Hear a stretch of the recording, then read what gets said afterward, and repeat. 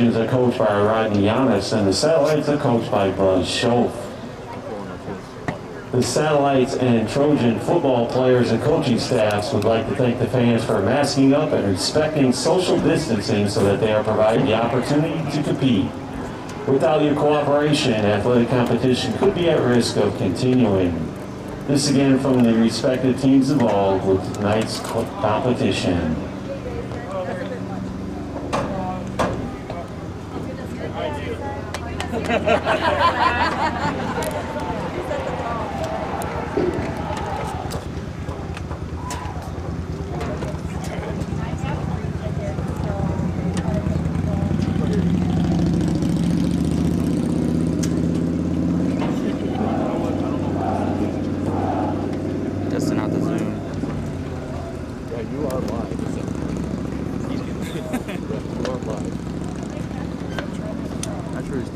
He's going to get him coming out.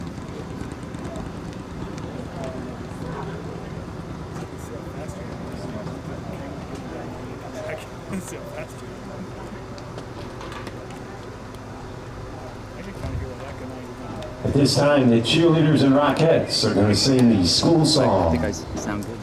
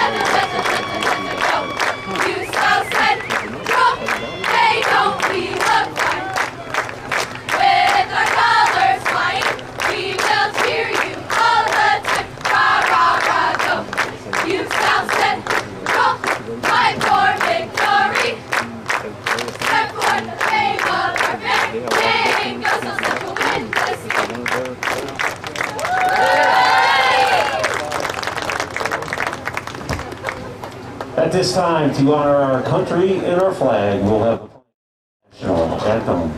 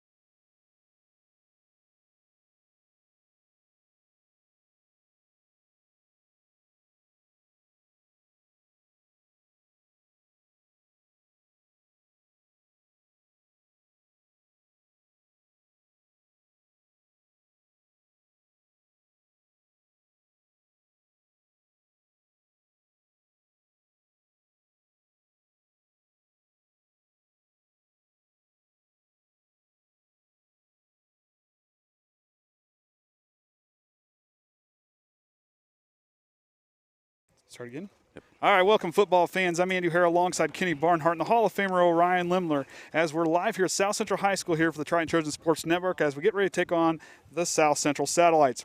This was a nail-biter a season ago where Triton led the entire game and South Central mounted a huge comeback in the second half, where a last-second field goal was just off the mark, allowing the Trojans to start the season 1-0. For our Trojans a season ago, there were some growing pains, but nonetheless, this has given the players varsity experience, which they very much needed. And let me tell you, this They experienced some growing pains, but nonetheless, these players have the varsity experience that they needed. And let me tell you, this group is hungry and ready to go. We've seen their work ethic, the aggressiveness and the passion from scrimmage a week ago. And for this group, they showed some serious potential and growth from last season. The variation of the wing T offense plays a lot of the strengths these players have on the offensive side, and that defense looks absolutely spectacular. And the special teams, will see what they're going to look like as well. This is going to be a fun group to watch this season. The Satellites had a hard time starting off the season 0-5 last season, but went 3-3 down the stretch, finding their way in the second part there of sectional play. And Triton started off the season 2-1, unfortunately having a hard time in the red zone and putting points up on the board there towards the end of the season, which kind of hampered this team just a little bit going forward, as they finished off and losing to Northfield there in the first game of sectionals. Of course, head coach Rodney Eunice for the Trojans, 13 season, 42 wins for him, 3 sectional titles, 2 as a head coach and 1 as an offensive coordinator, as we saw a couple years ago. And head coach Buzz Scoff, 4th season, 10-22 on his career list. As his group comes to play, let me tell you, these guys can run the football real well. These guys are very athletic, and this is kind of a scrappy team. You kind of watch what these guys were able to do. They were able to do a lot of things very well. If they can continue to do what they did the last couple times we played them, this group will go out and work hard. Don't matter where they're at or how well they're doing. They will not give up or go away very easily. They got quite a few. They got about 8 seniors there on their squad, and let me tell you, they have the size. They got a couple guys playing tight end there, and Brendan Carr at 6'8", 245 pounds for the Satellites, and they got some real talent there, like with that senior group with Brady Glissick there at quarterback. Young man knows how to take off and run, and Seth Schmidt, we saw what he can do as well. He can get out in the open. He can find his holes and kick out and go. For Triton, you're going to see Cole Shively there at the quarterback spot, the freshman, coming in, had big shoes to fill, but looked really good in that scrimmage. But then you got that man with the motor that doesn't quit, otherwise known as the accelerator, Hunter McIntyre there, and the halfback spot, as he can do a lot of good as well. But we got Cameron Shively up front. But the senior group that we have between Farrell, Amson, Lemler along that line, it's going to be a fun group to watch. We'll see what they can do here. As Triton's going to set to receive, back to receive is Amari Snyder and Hunter McIntyre. As McIntyre makes sure they got the right amount of guys on the field, and Hudspeth gets ready to send it away. We're going to get this football season underway. Apologize for the little bit of glare on the screen. Got the sun in our eyes. And the camera could be a little funny, too. Yeah, we're swaying a little bit up here. Swaying a little bit. Yeah, that's just lost our scoreboard. So bear with us there on that one. We'll keep our best to keep it updated for you. As Hudspeth gets ready to send it away. And he's going to go with a pooch kick to catch the Trojan offside, and Farrell's got it. Or excuse me, that was Cameron Fairchild has it. And Triton's going to start off on the 50-yard line. Not a bad place to start for the Trojans. So along that front line, you're going to have Cam Shively at the left tackle spot. You'll have Amsden at the left guard, Farrell at center. Fairchild will be there on the right guard, and Caleb Lemler will be holding down the other bookend spot. See playmakers like the jumping junior Lucas Cabrera out there. So Shively will line up. Amsden's out there, tight end left. McIntyre in the backfield in that formation. They're going to go to McIntyre. The accelerator through the line. He's going to get a little run there. Looks like about a 3-yard carry. McIntyre on the carry. Tackled by Matt Mulligan.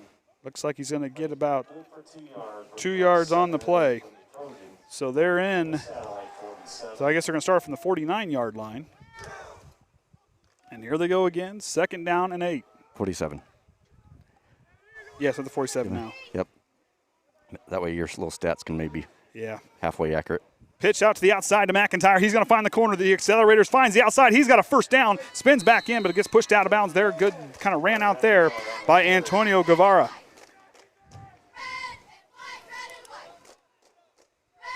Satellite 34-yard line, gain of 13. Good enough for a Trojan first down. Trojans line up and down the 42 after that 13-yard gain. Looking good there. It's a 32. I think I list on the 42. Shively now back under center. As Cabrera goes in motion, we're going to get our first flag of the play. Looks like the Satellites might have jumped off sides early, but we're going to get encroachment on the defense. That penalty there is going to help out the Trojans. Now, you saw there in that first step, that offensive line really stayed put. They kind of struggled with that in the scrimmage, but you can tell they tightened that down and really came alive with that. Good to see them get going as Gavin Butler's going to come in, and that's going to send Bryles out. As they get ready to run their set. Play here, 1st and 5 now. 10.5 to go here in the first period. Shively under center. McIntyre on the wing back near side. Cabrera on the far side. Cabrera goes in motion. Shively with the snap. Play action fake, he's going to roll left. Looking over here for Cabrera, and it's going to be intercepted by Jacob Oman. He's got a free lane. McIntyre's going to run him down, and no, McIntyre can't bring him down. And he's going to step out after following the interception. The first pass for Cole Shively is an interception by Oman, who just really did a good job by undercutting the receiver there and jumping in the lane. You'll see him right here kind of on the near side. Cabrera does a good job going in motion. Kind of throws it here, but that pass kind of died a little bit, and you'll see, nice job by Oman to jump in front of there and take that one. He took it a long way, and it'll be the Satellites 1st and 10 from the Trojan 43-yard line. Yeah, he backed away from the ball. He should have heading towards the ball, would have stepped in front of that defender.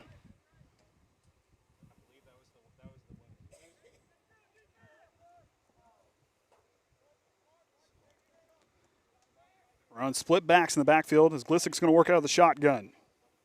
Goes back, he'll keep it himself. He's going to find some space here on the near side. Gets through, and he'll almost have a first down. That's a pretty good gain on the play there.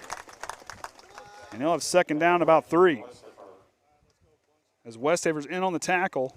Plays good for 7 yards. Brings up 2nd and 3 for the Satellite. The Trojan 36-yard line. So we'll see if this Trojan defense can stand tall following the turnover.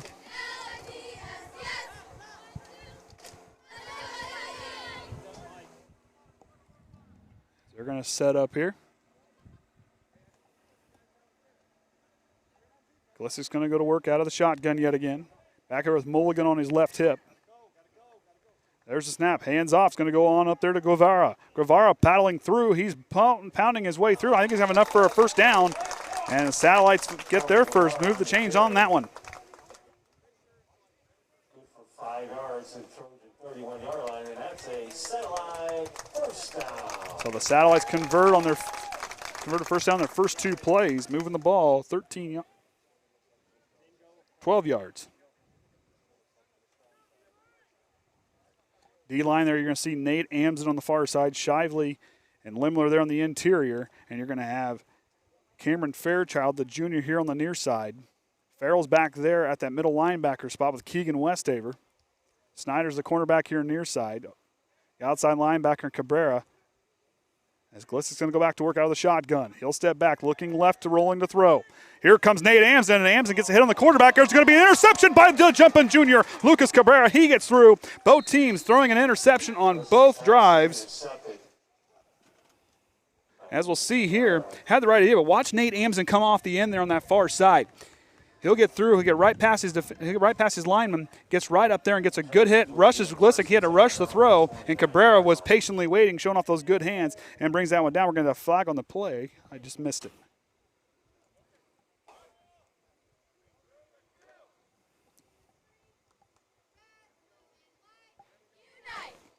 So the Trojans will get start from their own 31-yard line. So they do here on their second drive.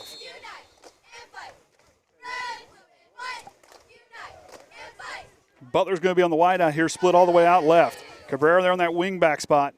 Snap's going to go right up the middle to Shu. Shu fumbles it, and South Central's going to take it right back out. It's going to take it right back, I believe. It looks like they got a hand on it. Let's see if we can catch anything on the. And I don't think Triton's going to give it up, so Triton got it back. Looked like South Central might have got a hold of it there at the bottom of the pile. So the Trojans escape there.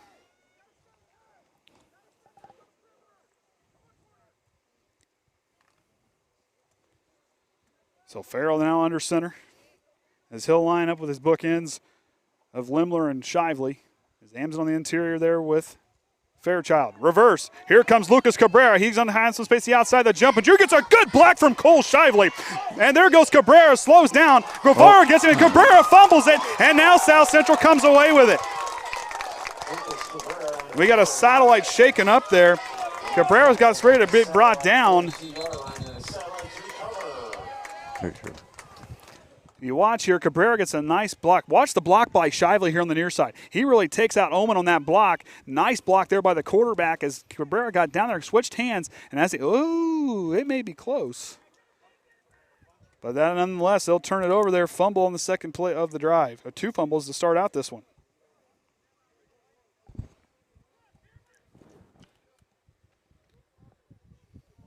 We got a satellite shaking up. Hope he's okay down there.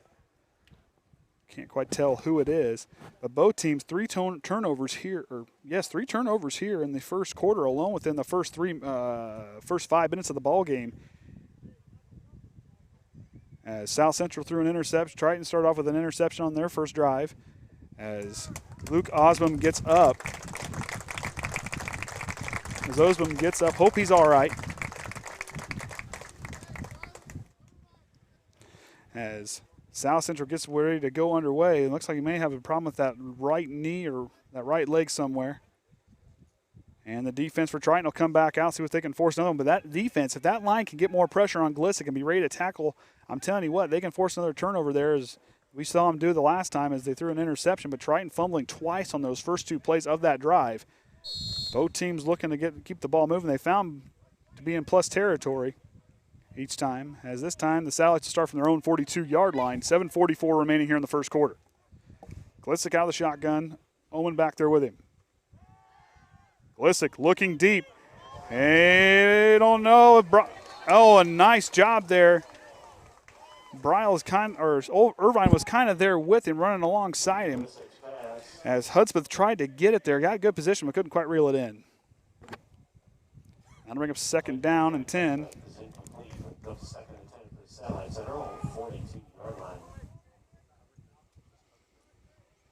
I don't know if my stat sheet thing's going to work as well as I thought it would. You got too much to watch and write. Yeah, too much to watch. That's where you need that other person to kind of write stuff down. I got too much clicking. Yeah, it's all right. Get the sun down just a little bit more. Good thing I wore a hat tonight. So Glissick now handing it off.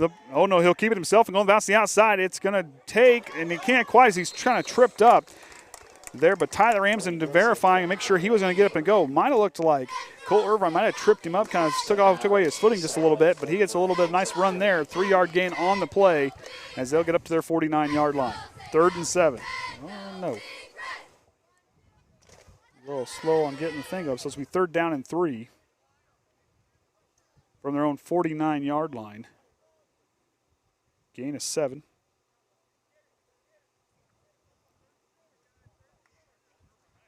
Coach Whitaker's coaching his team up there from the sideline. His defense looked spectacular last week against that scrimmage. We'll see what they're going here.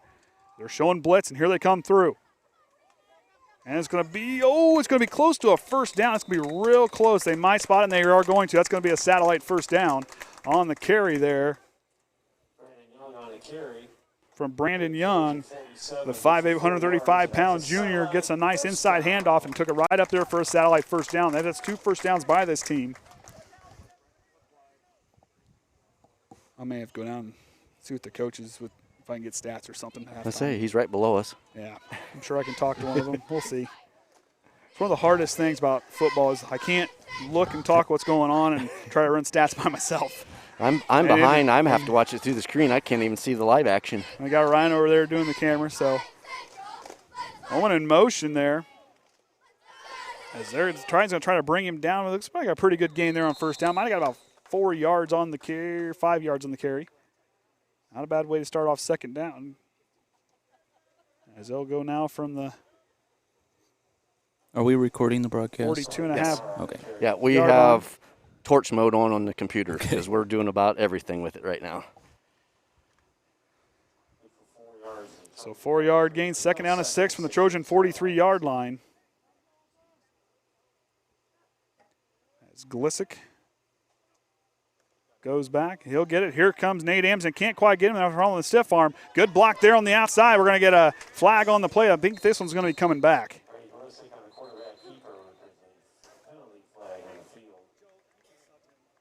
See what it's going to be on South Central. He did it so fast, I didn't quite catch it. It's like we may have gotten Hudspeth might be a little shaken up as they're going to send in Dylan Riley in for him. So Satellites will have a holding call on them. So move them back 10 yards. It'll be 2nd down. So they're going to go back to their own territory there. It's also checking in. It'll be Matt Mulligan. 2nd down and 15 now. As Triton's defense there, but that was a nice run there by Glissy. He got to the outside, just the holding call brought it back, so that'll be a penalty. That'll be their 2nd penalty of the ball game. Glissy got the shotgun. Here he goes. Gonna hand it off, and Triton's gonna gobble up the ball carrier. That's Dylan Riley on the carry. Oh, no, it's not. Sorry. Sun's right in my eyes where I couldn't quite see it. On the carry there was Antonio Guevara. So no gain. 3rd down and 15 now. Just got our first shot out. Thanks for broadcasting the game. And we had it all put together, and then we found out they had internet out here, so that sure made a little difference. Also give a shout out to the South Central School Corporation. Very good hospitality, making sure we had everything good to go, and appreciate some South Central fans watching. So they're going to go here as Oman goes in motion. Glissik's going to get it, and here comes blowing up the way it was Farrell, throwing it up the field, and Riley's going to get it for quite a nice gain on the play on 3rd down, but it's not going to be enough, as I got a feel they might go for it here. I don't know if Hudspeth is feeling better yet or not, 'cause he kind of came off kind of dinged up there just a little bit. As they're waiting to see what they're going to do here. Hudspeth's going to go back out there. But watch, this group here, Hudspeth's a pretty good kicker. Looks like they're going to go for it as Glissik's going to line up here now. 4th down and 9 from the Trojan 46-yard line. Bunch wide up there on the left. As Glissik goes back to throw, looking left. Looking across the middle, has a guy open, and that's going to be intercepted by Tyler Amson, and the young man's going to take off and go. He's into satellite territory. Nice play there by Amson to be patient and bring that one down. Read the quarterback's eyes and made a good play on the ball. You'll see Amson there, here kind of on the near side. He'll drop back into coverage, and he'll just jump right up there and grab a hold of that one, take it right away as the ball was intended for Oman. So for both teams, turnovers on their first 2 drives. 2 interceptions there for the Satellites, and an interception and 2 fumbles for the Trojans on their first couple drives. Pretty much keeping this ball right in the middle of the field. Can't get past either end. Haven't quite either team. I don't think either team's got past the other team's 30. Well, no, they haven't got past either team's 30-yard line yet. So line will stack up there as Shively goes under center. Hands off to McIntyre. We're going to get a flag on the play as McIntyre will get brought upended there. Might have got back to the line of scrimmage, but I think this is going to be going back. McIntyre on the carry. There's a penalty flag on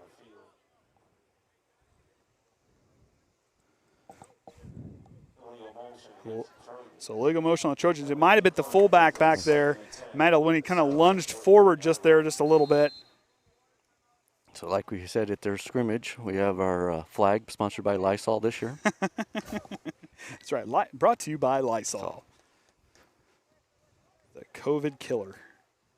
Or the COVID cleaner. COVID cleaner, there you go. Keeping the laundry nice and clean. Bryles is the wide out here left. McIntyre's going to give it back to Cabrera. Cabrera's going to take off and run. He's got a block. Cabrera kicks on the burners, and he'll get enough for a 1st down. Hang on tight to that football. And Triton's going to get a good run up the sideline there. I guess I am outside. I don't have to have the mask on right up here. I We're up on top. I was having a hard time trying to breathe and talk. So not a bad way to go there. 12-yard gain on the play. 1st down for the Trojans.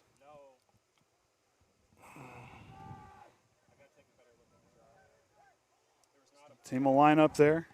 Checking in, they're going to have it out there is Jacob Klein here on the near side wingtail spot, or the wingback spot. Runs me up there by the fullback. I believe that was Trey Shue. He might have got maybe back to the line of scrimmage. So that'll bring up 2nd down and 10 from 37. Like I said, just give this offense just a little bit of time and they'll figure it out. Just got to settle down. Shively's a pretty athletic quarterback. I like watching him work outside the pocket. Has great decision making for a freshman. Of course, he's got Big Brother up there protecting his bookend spot on the blind side. Butler now is going to come out the near side, running out of time, inside 10 seconds on the play clock. Shue gets out, and they're going to get an illegal procedure on the Trojans. Illegal substitution on the Trojans. Going to send it back 5 yards. And it'll still say second down. I will say it's a little harder with the speaker trying to talk. Yeah, they're a little ways away, but they're just at the right height, blasting right over to us. So we'll get a timeout for the Triton Trojans on their first one. Like I said, this group here is going to have Triton's going to have their hands full. Of course, next week the game against LaVille has been canceled. The LaVille players being tested positive for COVID. But that doesn't mean there will not be a game. Exactly. They're still trying to work on to see if there could be a ball game. They might find an opponent to play. You never know. They could have a phone call here on Wednesday evening. Somebody's opponent can't play either. They got somebody that's available. And, hey, a couple phone calls and find out that we got somebody lined up. As there was a good article in the Times-Union written by Steve Craw, a sports correspondent for the Times-Union, had a great thing. But like I said, Triton has adopted the mantra for the 2020 season. It's get to tomorrow. You don't know what the next day is going to bring. Got to live it day by day and just kind of move and kind of just take it for what you have. As this uncertain times, it's the best way to kind of keep an eye on. To keep yourself moving. This Trojan team's worked hard. Yeah, the numbers are down just a little bit, but there's a lot of quality players out there. They get to kind of figure out, get that offense rolling. That defense will make sure they keep themselves in ball games. The offense can put points up. This could be a dangerous team to watch. And South Central, the team's looking pretty good. They're moving the ball really well, and Glissik's really shown bright as a quarterback. He's kind of a couple throws, kind of getting rushed there, and kind of two interceptions. But yet he's a good mobile quarterback. He has some good decision making. Just needs to get his feet set and throw it across there. We get our chat up. Evidently, it wasn't refreshing during the first quarter, so. So 2 minutes and 10 seconds remaining here in the first quarter. Appreciate everybody watching. Glad to be able to bring this to you. We got some fan, like I said, with the social distancing, everybody's all spread out. Shively back under center. Klein going in motion. He's going to come here near side. Trying to get to the outside. He's going to get a shut off there. Nice job to seal off the edge. Nice job by Aaron Hogan and Jacob Oman to seal off the edge and force him out of bounds. It was a good play there by the satellite defenders to force the Trojans out of bounds. Easy, Kenny. Easy. It's a little narrow of a bench. Butler and Briles will change places. Briles relays the play in. We'll see what the offensive mastermind, Coach Eunice, has here on 3rd and 11 from the satellite 38-yard line. As Shively will work out of the shotgun. He'll go to work. Rolling right. Here comes the pressure. Looking somewhere to go. Trying to go underneath the McIntyre. McIntyre might have got hit. There's a pass interference on Oman. Kind of went up over top McIntyre. Too much contact, and I think that's what drew the dirty laundry. You kind of see there a little bit of contact between the two. You just watch McIntyre turn on the top of your screen, and you couldn't quite see it. But Oman kind of got that right arm kind of wrapped around, kind of went up over top, and that's going to be move the ball back up, and that'll be an automatic first down for the Trojans. Lucky break there to move it as Oman gets the first pass interference penalty here for this ball game. First down. The satellite 23-yard line. You get things going back here as Briles and Irvine will change places for the Trojans there on offense. The line's done a pretty good job as far as protecting the quarterback. Hasn't really had to really rush any to get rid of the ball. As Trenton Conley's there, the fullback spot. McIntyre goes in motion, going to get a short run on the carry. Might have got a couple yards on the carry, moving positive.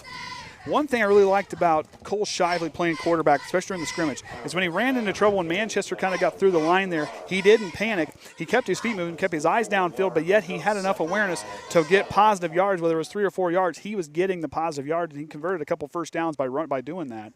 So Cole Shively's going to have a bright future ahead of him as a quarterback.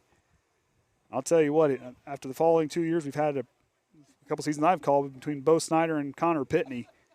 He's going to have some shoes to fill, and Shively's going to put his own stamp on it.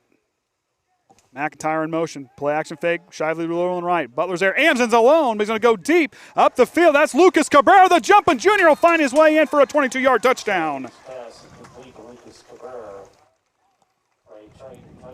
So watch here, he'll break out. Now watch Cabrera, he'll kind of go back. He got that hand up. Amson was open too, but goes right on up there. Cabrera smartly kind of cuts back in, waits for some blocks, and he'll run in for a 22-yard touchdown. Triton's first score of the ball game and of 2020 as Shively to Cabrera for that one. Extra point coming up. Try and get ready to get set here. As Shively, who just threw the touchdown pass, is going to be kicking extra points. See what he can do here. Snaps down, holds good, but that's going to go right off the defender and blocked. So that'll bring our score 6-0. But Trojans looking good there on the passing game. Shively kind of settled down. Like I said, when he rolls out of that pocket there, he kind of slows down and like he just almost relaxes a little bit more. Kind of gets that time, buys time for those receivers to get open. And does a real good job there of finding Lucas Cabrera. Nice hands by him on a few plays here with an interception. And now a touchdown score there. But Nate Amson was patrolling down there and kind of there in that red zone, kind of got free, had an open look there. And Amson's another one in there. Nate Amson there, he'll look really good in that red zone. And they showed off there. Good job by them. We'll see what South Central can answer here. You have a roster over there I can look at real quick. Something? No, never. Nope. Well, I bet his name's in that article. I don't want to spell anybody's name wrong. So as South Central goes back to return the kick, back there deep will be Brandon Young and Guevara. We'll go back to receive. And I believe Lucas Cabrera is going to get ready to send it away. The jumping junior, kind of that universal remote. Plug him in somewhere and he'll take it. Trying to get things kind of set up. There comes the ball. So here we go now. Lucas Cabrera to kick. As here at the minute 11 mark left in the first quarter, Triton leads 6-0. Now see what Cabrera here does. He's trying to get that tee kind of on their good spot there. No wind tonight. Perfect night for football. Cabrera steps back and he puts a leg in and gets a pretty good line drive kick. Guevara's going to have it at his own 15-yard line. He'll cut upfield, getting some blocks. Guevara, then he'll get tripped up there, tackled. And on the tackle there was Anthony Shue and a couple other Trojans in there to finish him off. And Cunningham in there on the tackle as well. Shue made the initial contact. So that line looking pretty good for the Trojans. Really starting to get penetration and kind of rushing that quarterback. And I'll tell you what, I like Jeremiah Farrell back there in that middle linebacker spot. He just kind of comes up that line, knows how to rush him. He's strong, and he's got a high motor, and he can bust right through that line. So here we go, Glissick back out of the shotgun. Mulligan's on his left hip. Young in motion. He's going to get the pitch and go left. He's going to get brought down there. Good tackle, but that's Lucas Cabrera in on the tackle. Cabrera in on the tackle there. So might have got back to the line of scrimmage. Maybe it got a yard on the play. So we're inside that final minute of the first quarter. Satellites on the move. They've done a pretty good job getting the ball to move. Just get down there into plus territory, and then they've turned the ball over twice on their first two drives. But if it's anything with the trim was on the other side, first two drives, turn the ball over and get a touchdown. This Satellite team will not go away quietly, let me tell you. This is a good group. Glissick down out of the shotgun. Oman out left, two wide receivers here to the near side. Glissick rolling right. Here comes Nate Amson. He's going to run down the quarterback and drag him down for a sack. Nate Amson gets back there and takes down the quarterback. Like I said, that line, those ends can really get to the quarterback in a hurry. Watch Nate Amson here on the near side. Going to get right by that right tackle. Blows right by him, and Glissick didn't stand a chance as he got outside the pocket. Amson held on. He wasn't going to let him go anywhere. And that's the end of the first quarter, 6-0. Triton out in front. Of course, we got everybody watching. Thunder strikes. That is struck. I believe it's 2 weeks. I think they have to. I've heard 2 weeks, but I can't say that for sure. If we go with what LaVille, they took out tonight's game. They took out next week's game against us, and I believe they were supposed to play Pioneer, and Pioneer already said that they were not playing them following week after us. So it sounds like it's going to be a couple weeks, but like I said, I don't know what they're going to do. I've heard a bunch of different things. I don't want to say for sure. I've heard something with people practices. over in Warsaw say with like practice is part of the problem. One coach has told me over at Warsaw, be prepared for a marathon, not a sprint. So don't know what it's going to look like here this season. But hey, the big thing is there's a lot of players even getting the chance to play football. We found to that point. Like I said, don't know exactly what we're going to be seeing going forward. High School will take on the Cavaliers. Kickoff is set for 6. So not really sure. I had a list of who was playing who. Yeah, scratch, change, scratch. Because I think Bremen's playing, I think South Bend, Washington. And that's tomorrow. That's tomorrow. Gaston and Wells Central. Didn't see anything about that one being canceled. Culver is at North Judson. Pioneers at Cass. Of course, Triton's at South Central. The Winnemac Knox game got Winnemac's not playing this week. I believe Knox might have found somebody to play. I can't remember who. Yes, they did find somebody. It was over. I couldn't tell you. I can't. Yeah. It's like I said, it's been all over the place. That's why we don't even have a graphic. Normally we have a graphic up of our schedule, but it's just going to be a constant change. And so as we just watch our Twitter feed. So Glisick out of the shotgun here as he goes to the play action fake. Here comes the pressure. Has to force it up across to Omen, who gets a couple yards on the gain there. Amson making sure he wasn't going to go anywhere with it. As short yardage gain on the play as Glisick got away, but he had 3 defenders bearing down on him, ready to take him to the ground. As we said earlier, I'm Andy O'Hara alongside Kenny Barnhart and the Hall of Famer Orion Lemler here as we are live here from South Central High School in Union Mills, up here in that north, kind of the northern. With a lot of cornfields and soybean fields around us. Yeah, Union Mills is that way. I've never Mills been is that there. way. I've never had to go that. Going up the road? I feel right at home. There's cornfields around. So the sun's getting close to getting down past the trees there as it's going to go back, and we're going to get a nice punt there from Hayden Trutko. And Shue's going to have to hang on to it as he breaks a tackle, gets to the outside. Shue still on his feet. The big man going. He's going to run ball all the way up to the 29-yard line. Nice takeoff there by Anthony Shue. Had to shake off quite a few defenders, showing off that strength. He's got a lot of strength as a freshman. And he showed it off there. He got his hands up, but man, kind of bobbled the pass just a little, or yeah, the just, return just a he little almost bit. was underneath it. Yeah, he just. But like I said, stiff-arming guys, shoving him to the ground. My goodness, you talk about a strong freshman right there. And I'll tell you what, he is not he's not a small guy either. 6'1", 185 as a freshman. Wow, I wish I was 6'1", 185 pounds when I was a freshman. I might have been. Knox is playing Southwood. That's right, I did see that. That is right. That's who they're playing. They're going to run the sweep play left. McIntyre's got a space. There goes the accelerator, and he's going to get into satellite territory and more. Hunter McIntyre with a nice run there up the left side.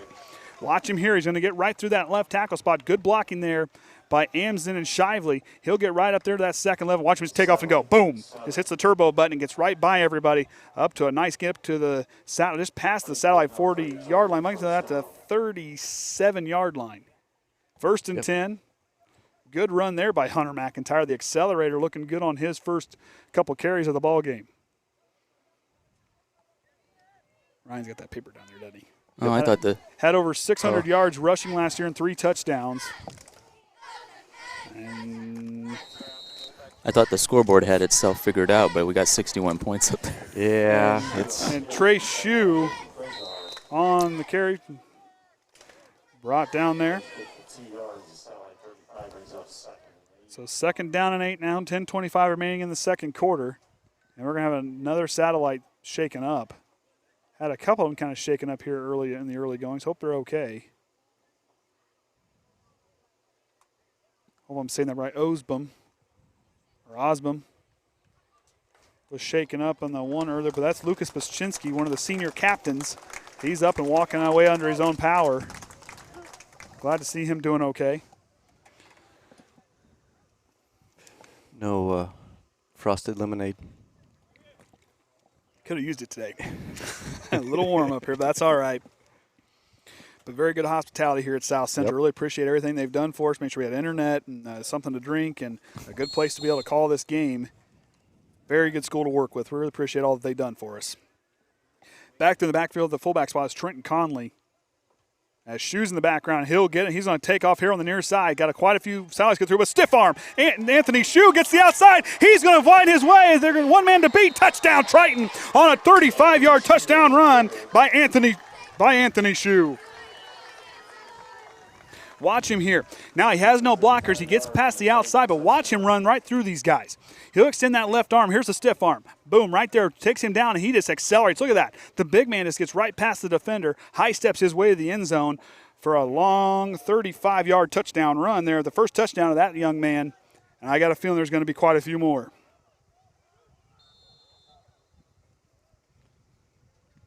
So you ate the PAT. Shively's first one was blocked. Dominic Smith the hold. Snap is good, ball's down, and it looks up, and it looks good as Shively splits the upright. Score now is 13-0. Triton's out in front, looking good. The offense, that running game really gave them a couple good runs there, especially the big run from McIntyre. Had another short run, but then Anthony Shue, I mean, nice return off the punt. Then comes back in there and runs 35 yards for a touchdown using stiff arms. I mean, my goodness, you talk about a boy, he's just got that forearm shiver. My goodness.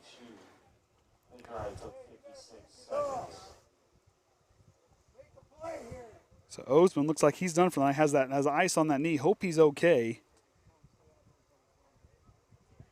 As the junior, don't know what we're going to look like here in this season.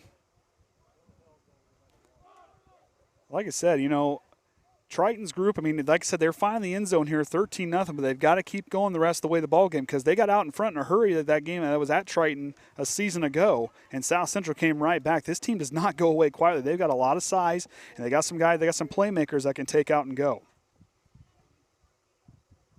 As back to receive, we're going to see Brandon Young and Guevara. As Lucas Cabrera had a pretty nice kick that Guevara kind of took up from his own 15-yard line there in the first quarter. So Triton's offense, that wing T offense, is looking pretty good here in the first half.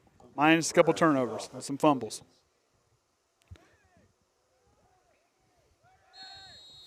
And Cabrera's going to go up and put that right leg in. Nice kick there by Cabrera. Guevara takes it inside his own 10-yard line.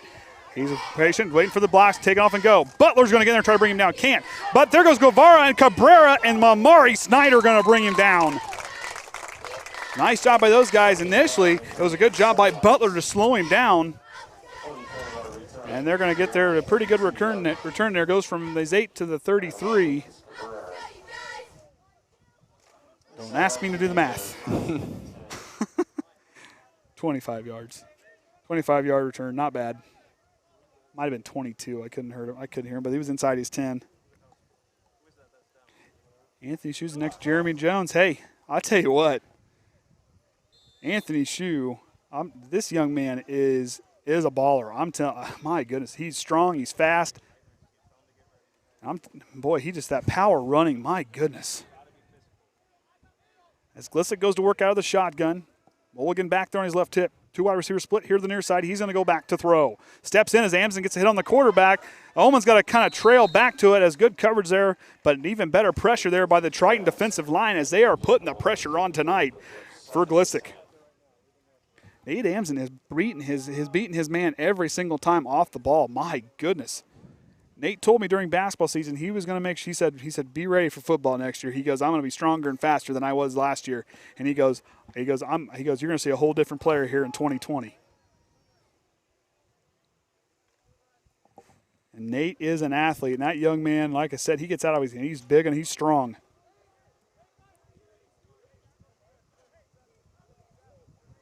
Glissick back out of the shotgun, takes the snap, rolling left. Here comes Shively.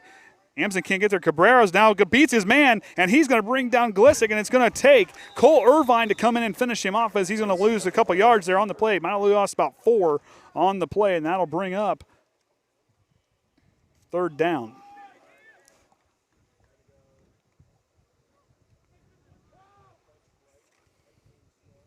As Baschinski's trying to get himself stretched back up to where he can play, trying to walk it off here on the near sideline.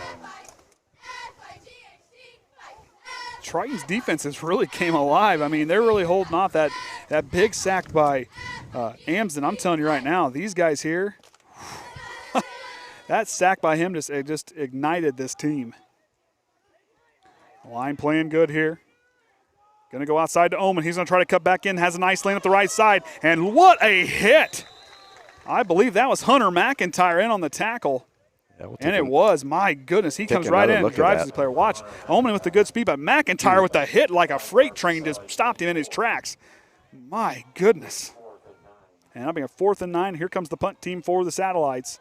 Hudspeth has a pretty good leg, but don't rule out a fake. But they're kind of, I don't know. What do you think? Kind of deep in their own territory. Yeah, too deep to chance it. But Anthony Shue's going to go back. Got to get Keegan Westaver out. He's going to have to get out. He's going to get on his horse and get out. And they're going to call a timeout as the substitution was a little too late. Westaver couldn't get off in time. But good job there to avoid a penalty because that would have pushed them up even further and even more of a chance for them to try something to get another first down. But South Central, you know, like I said, Glissock's doing everything he can. Just the offensive line's having a hard time just keeping them contained. Especially with Osman going out there, he kind of holds down that left tackle spot. And Nate Ames has just been beating his guy every single time. So the defense really looking good, of course. Volleyball did pretty good this week, 2-1. Went on, swept both teams the last 2 times the Big Blue Slam has played. Now, they was supposed to have a game on Monday with Rochester. That game has been Trent. Has been. I need to copyright that. It hit like a freight train. Oh, just stopped him in his tracks. I don't have to copyright that one. Let's see if we can get. Yeah, here we go. So next week. So, yeah, we have Monday tennis boys at Logan Sport. The volleyball game against Rochester has been canceled. And on Tuesday, girls volleyball Bremen They're coming in and be home. And then tennis boys, North Judson will be taking on the boys in tennis as we get ready to go here. Now back to kick is Hayden Trutko. Shoe back to receive. He had a good return the last time. Trutko gets a nice kick. It's high. It's a little bit low, but shot. Oh, Shoe just misses it. He's got to run it down because running him down is Aaron Hogan. Shoe on his feet. Tries to lose the fender and can't quite get there. And now that mistake there is going to put them back inside their own 20-yard line. They're going to have a long ways to go here. Shoe kind of couldn't, just a little too far up. The freshman, he needs to go back just a little bit. Might be just off the edge of the screen. But he kind of waited. He's just kind of about a couple yards, a little too far. Yep. Yeah, just a couple yards, just a little too far, just past his hands. As Triton will take over now from their own 17-yard line. So unfortunately for the Satellites, their first 3 drives have ended in 2 turnovers and a punt. I'm falling asleep already. Got those bright sun. Well, that's not going to be right. Trey Shoe running through the tackles, the fullback. The big man's rumbling forward, and he's running through the defender, still on his feet and not going down without a fight. You talk about, ran line like a freight train. He was just bulling everybody down. My goodness. Kind of watching an action movie with a semi-trailer or the semi-truck just barreling through everybody. Goes through those guys there. Nice cutback. Stiff arms the guy, runs through a leg tackle, and he just takes off. But watch the defenders here. He's just still going. Stiff arm, throws, and just drives right through. It's going to take another one. It took 5 guys to bring that big man down. And he's only a sophomore. And Trey Shoe, remember a season ago, played a little up there on the line. That young man is strong, and let me tell you, he's got a bright future with a couple pair of shoes on this team. They're going to be pretty good here as their Triton career gets going. McIntyre bobbles the step, but nice job by Cabrera to get up on top of it. I think Cabrera got it, but I don't know. But he must have lost it, and that's going to be a fumble, and they're going to take that one back over, following another Lucas Cabrera fumble. Let's see if we can see how he just fumbled it out there. It was just a little bit slow on the pitch there. Must have just grabbed it out from underneath him. Yep. It looked like Cabrera may have landed on it. South Central getting a break here. The offense going to try to go again.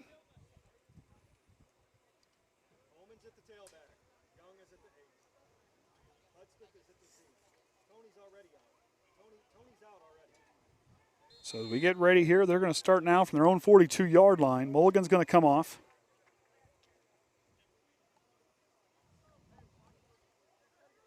Ullman's going to be back there on the left tip of Glissock because he has trips left here. 3 wide receivers near side. And there he goes. He's going to get brought down. In on the tackle there, I believe, is Caleb Lemler wrapping up the ball carrier and bringing him down. I always said, I know Caleb's a farm boy. I bet he can throw those bales. Forget 6 high. I'm betting he could do it 8 high. That's what I thought. He's a strong dude now. Glissock comes back out. So that defensive line has been good tonight. There with Amson, Cameron Shively, Caleb Lemler, and Cameron Fairchild. That group is looking good up front. And Farrell and Wesser have been playing good there, but Cabrera and Amson have made some pretty good plays there at that linebacker spot. Oman on the carry is going to lose a yard on the play. And that'll bring up 3rd down and 10. I'll tell you, the defensive backs have done a good job, too. I mean, Snyder's done a good job. He's very athletic, really kept with his guy. And you look at another guy like Cole Irvine, 6'1", or 6 foot, 140-pound sophomore, has done a good job shadowing his receiver. And McIntyre patrolling back there at the safety spot has done a good job. He saw the hit, and he hit him like a freight train on the last drive. Now 3rd and 10. Satellites trying to get on the other side of the Trojan 50-yard line. Been there a couple times tonight. Amson getting himself amped up, ready to go across there. He's on the right end spot here. Farrell wanting to come, and he gets through, bursts through, and here comes, my goodness. That's going to be a tackler by Cameron Fairchild. Farrell came in. Do you see? Watch him here. He's going to come right up the middle. He's going to eat up that block. He eats up the block, frees up Fairchild as Blitzer tries to get away, and Fairchild's waiting there with open arms, and that's going to end up in another South Central punt with 5:48 and counting remaining here in the second quarter.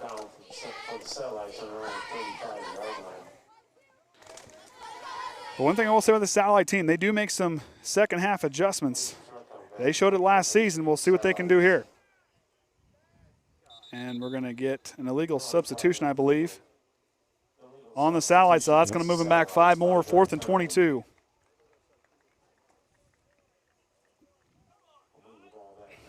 So South Central trying to get themselves going.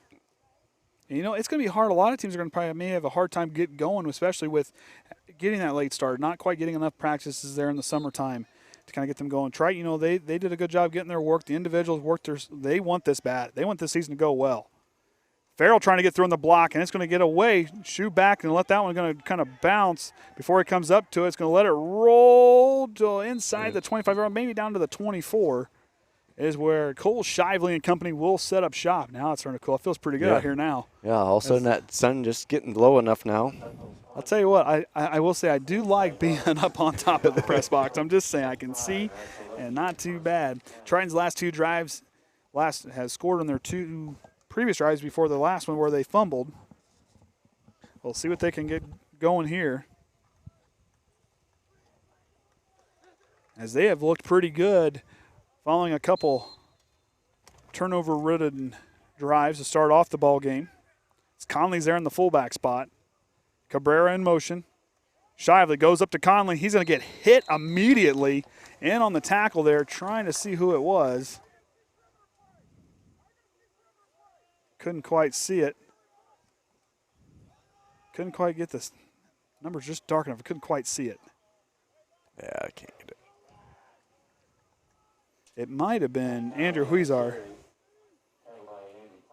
Yeah, Huizar. Okay, so I thought it said 51, but I knew that wasn't right, but I didn't want to guess. So Andrew Huizar in there on the tackle on Conley. Now, Conley's a pretty strong sophomore, too. Keep an eye on him.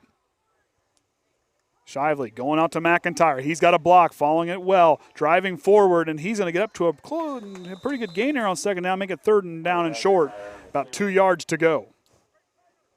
A 7-yard gain on the play. Not a bad carry there by Hunter McIntyre. Now, one thing I like about Hunter is his high IQ is off the charts. But when he follows he really does a good job following his blockers, being patient. But then when he hits, that's why I call him the accelerator. He just hits the turbo button and he just takes off.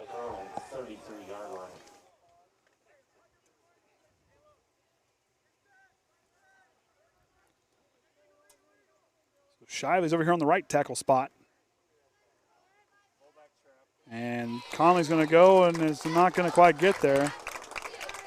And that'll bring up 4th down. I believe Cabrera's handling punting duties, and he'll come. And nope, here comes Dominic Smith. As Cabrera gets ready to go back, and he'll punt it away. And that's going to send him back Oman. And I believe on the other side there's Aaron Hogan. Pretty good athletes right there.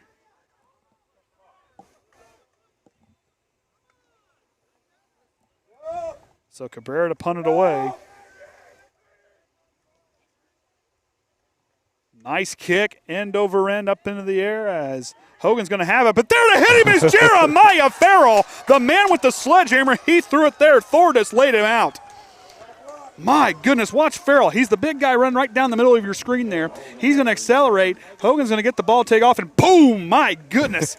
Woo! That was not a high school hit. That was a man hit there by Jeremiah Farrell, just laying down the lead. Wow, you're talking about a couple big hits. These boys tackling are for real. They're not afraid to go to the ball and make contact. And they pride themselves on making contact. Now, the biggest thing is he has to remember when he switches to the round ball, you can't do that. Yeah, true.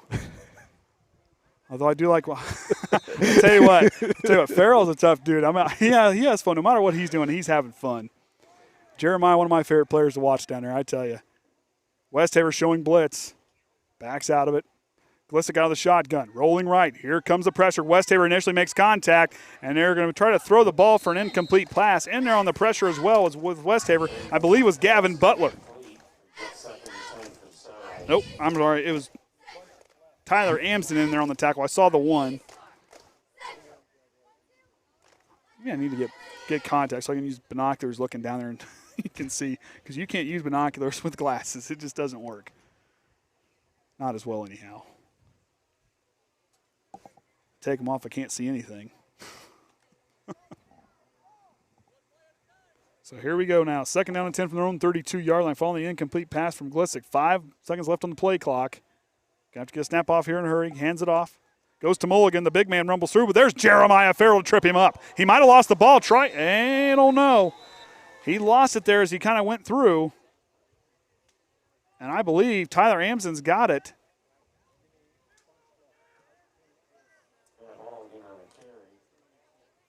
Waiting to get the officials. Yeah. The officials are going to talk following they're trying to talk over the turnover. I don't know. He might have been down, but it looks like he might have lost there kind of towards the end. They're going to keep it here with South Central. So he kind of runs there. He kind of loses it there at the end of the play, but I think he was down. Yep. He had his knee down. So, so there you go. Good call there by the officials. Appreciate them being out here on this Friday night. And it's a beautiful night for football. Glissick out there with 2 split backs in the backfield. Here comes the blitz. Glissick gets through up to the second level. He's on his feet. He's going to get on his horse. Tyler Amsden trying to run him down. He's going to bring him down inside the 30-yard line, maybe up to the 24 or 26-yard line. I think you're going to bring him back even maybe back to the 28. Glissick got through nice job by him to get to the second level. He got through here. See him kind of take off here, loses the tackle, and he just kicks on the burners. But nice job by Tyler Amsden to wrap him up, not just to push him and to go low. He went up high, took down the body. Good job by Tyler Amsden on the tackle.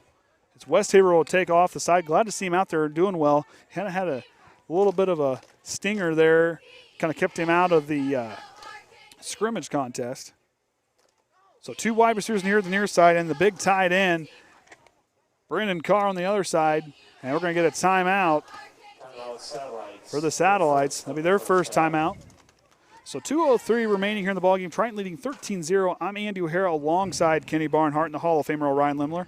As these two groups battling it out here. I'll tell you what, don't count South Central out just yet. This is a group that, they are a scrappy, hardworking bunch. And they're not afraid to they're not going to back down just because you just can't sleep on 137 watching. Appreciate everybody. Jack kind of slowed up a little bit. I'll have to work with Farrell on a nickname.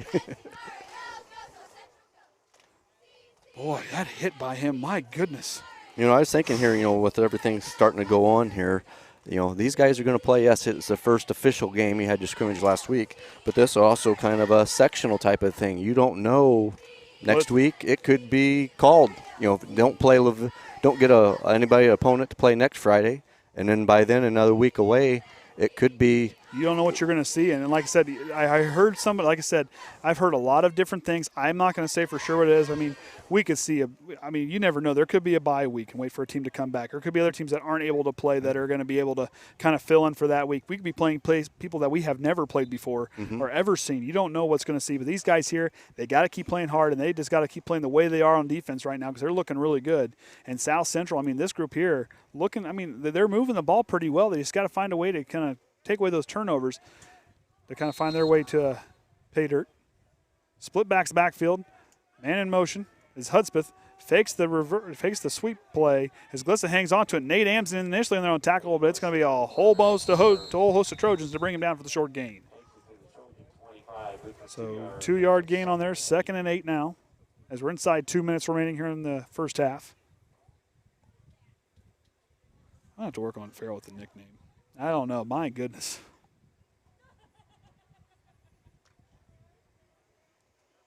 So here we go. Glissick's going to work back here with 2 backs in the backfield. Carr is a tight end right, with Hudspeth off on his right hip.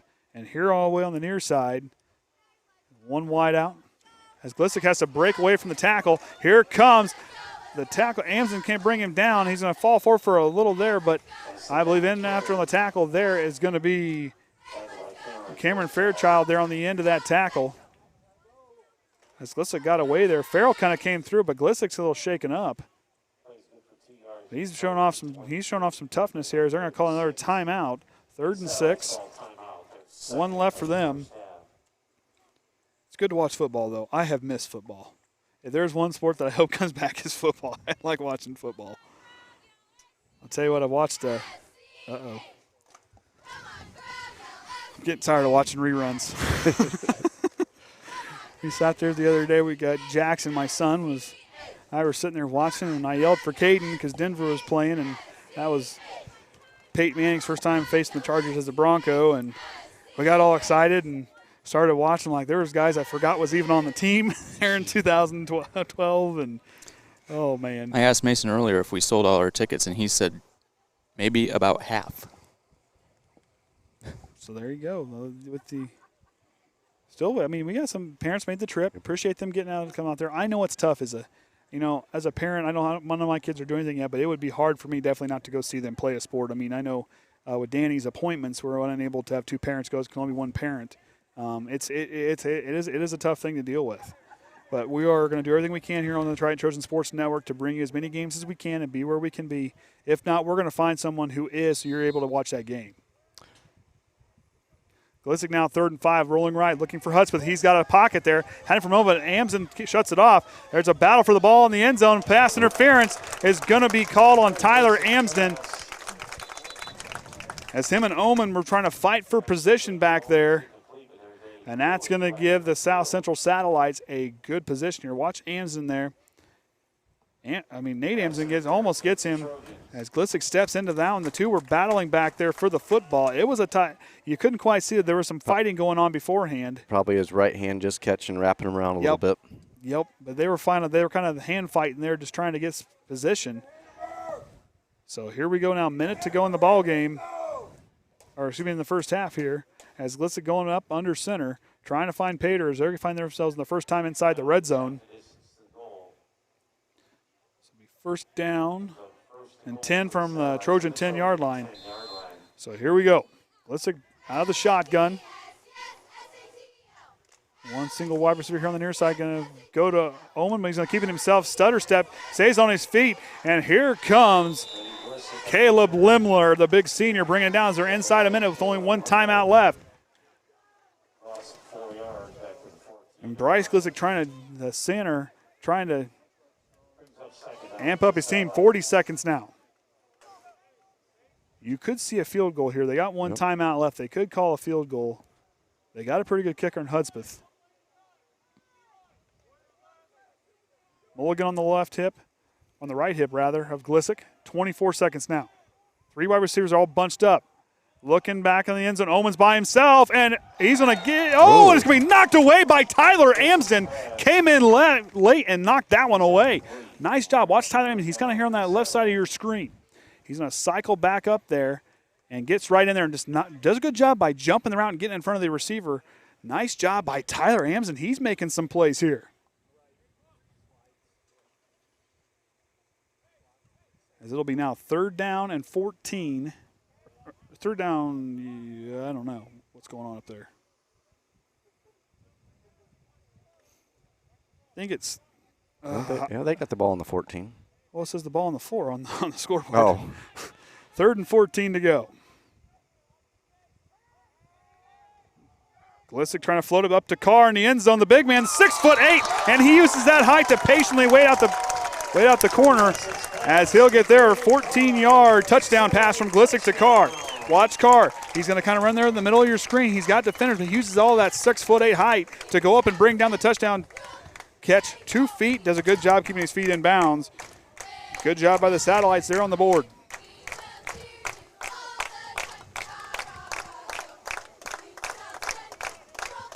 Hudspeth to kick. Owen to hold. Snap is down. Hold looks good. Ball's going to line drive right through the upright, and that's going to put him down by 6. As Triton leading the way 13-7, but South Central drove the ball, got a big boost from a late pass interference play there in the end zone. But Carr using the height. That was a good call there by the South Central coaching staff to kind of go up to Carr. I kind of wondered with 6'8" if that would have been the guy you want to go to.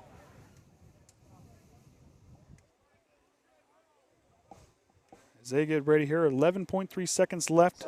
Now, remember, on their first kickoff of the game, they tried to try an onside kick. But I'll bet they're going to try to maybe a line drive kick, try to knock it down just a little bit. Try not to keep the ball to Triton's speedy guys down the field. South Central showing some life. It looked like we had a pretty good ball game going here at the end of the second, here in the second quarter.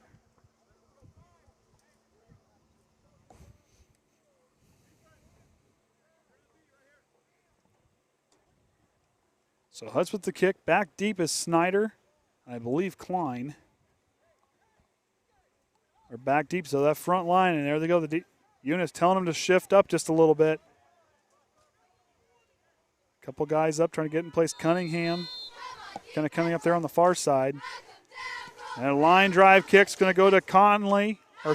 Jacob Klein takes inside the 10-yard line. He's on his feet trying to get out of bounds. He's going to go. And he'll get out of bounds. 6.5 to go. I wouldn't rule anything out.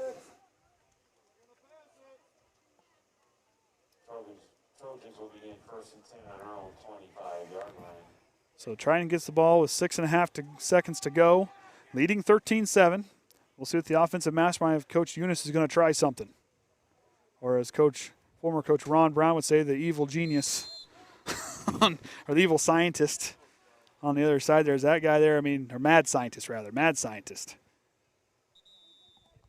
McIntyre and Schuer in the backfield. And Sally's going to take a timeout and see if they can make sure everything is kind of up to par, because Triton can score in a hurry. They got the speed, and Coach Eunice can draw up something, and it'll look good, let me tell you. Might have some halftime entertainment. I'm thinking those girls down there in white and black might be doing something. That's what I was wondering what was going to do for halftime.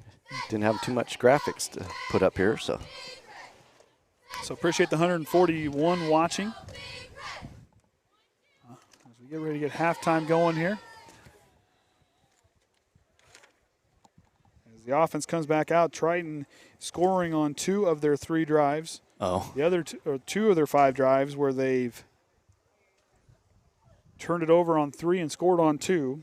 South Central threw 2 interceptions on their first 2 drives, punted the next 2, and then just saw a touchdown after following a big pass interference play that got them down inside the red zone as Brendan Carr, 6'8", 245-pound senior, brings that one down. Did a good job.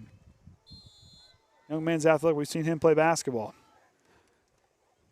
We're going to go to Anthony Shoes, going to try to find the outside, trying to just stiff arm Oman, and he's going to get out of bounds. I think that's the end of the first half. Triton leads 13-7. Scoring here in the half, you saw a 22-yard touchdown from Shively to Cabrera on that passing play. The point after touchdown was no good. Then we saw a 35-yard stumbling run there by Anthony Shue. The young man looked strong. He just hammered his way through the defense. And then for the Satellites, you just saw Glissig to Carr with a 14-yard touchdown. And with that being said, we're going to take a break, and we'll be back after halftime here on the Triton Trojans Sports Network.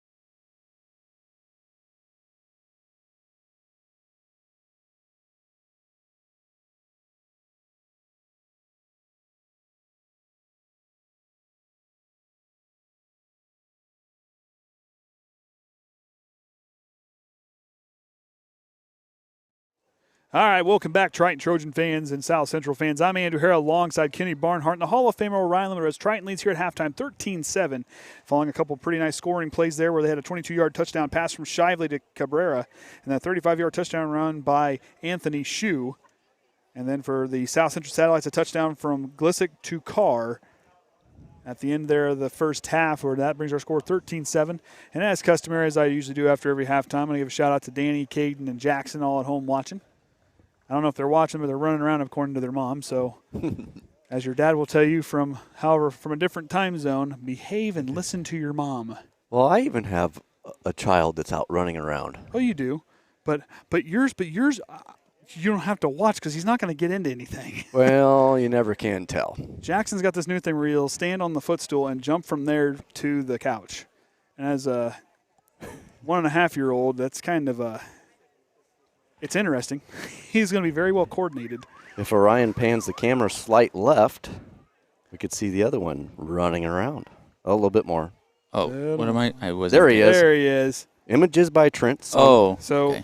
Triton looking pretty good here, like I said, offensively as far as moving the ball. He's got to control those turnovers here in the second half. Same thing for South Central. And Hunter McIntyre, he's blowing away his total from a season ago. He had 34 yards rushing in that contest. But yet, in that contest, Nate Anderson and Lucas Cabrera caught 2 touchdown passes from Connor Pitney. So they're heavily involved. As Cabrera gets ready to send it away, Oman and Hogan back to return. Cabrera, kind of a low kick. It's going to come in here. It's going to be received there inside the 30-yard line. He's going to stay on his feet. That's Dylan Riley. Dylan Riley to the outside. Cabrera and Klein are going to get on their horses. There goes. He's going to get brought down inside the 15-yard line. Big catch and run there by Dylan Riley. South Central's on fire coming out of halftime. Nice play and blocking. He got right through. That was a good return there for South Central. I don't know if we'll have time to play it. It's long enough play. Clock's not right. Nah, that was the next thing. We're working on it. Nice job there by Dylan Riley, following his blocks and taking off and going. Triton just couldn't quite cover that one, so they're going to start from the Trojan 13-yard line. Last time they were here, they put up points on the scoreboard. They've got an opportunity to do that here. Trojan defense, see if they can wake up here. Ball's kind of punched up the middle there by Mulligan, and he might have got a yard or a couple inches on the play. And going back to what Clyde Westhaver said, the Shue brothers and the Shively brothers are studs. Absolutely. I'll tell you what, those 4 there are going to be fun to watch here in the coming years.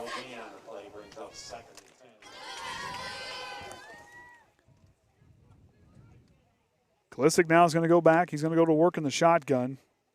Mulligan on his left hip, Oman and Hudspeth out right. And here on the near side is Dylan Hale. Glissick going across the middle of the card. Too high of a pass, and McIntyre was going to make sure he wasn't going to come down with that one. Good job by McIntyre on defense, but a little too high. Boy, that's not an easy thing to do, to overthrow a 6'8" target. But again, like I said, Glissick was pressured pretty heavily there in that first half. Kind of saw maybe his eyes just a little bit seeing Carr kind of going across there. He had some space to work too.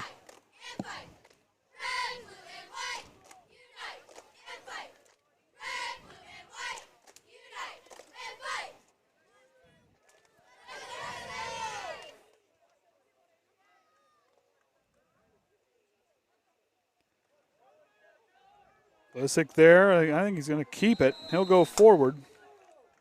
I followed Oman. That was a good fake there. Faked the broadcaster out. So not much of a gain there. That'll bring up 4th down. But remember, they got a pretty good kicker there in Hudspeth. And he's going to wait. He's out there. Glissick's going to come here to the near sideline. And I think they're going to kick the field goal here. We'll see if this might not be all for nothing. Might have something here.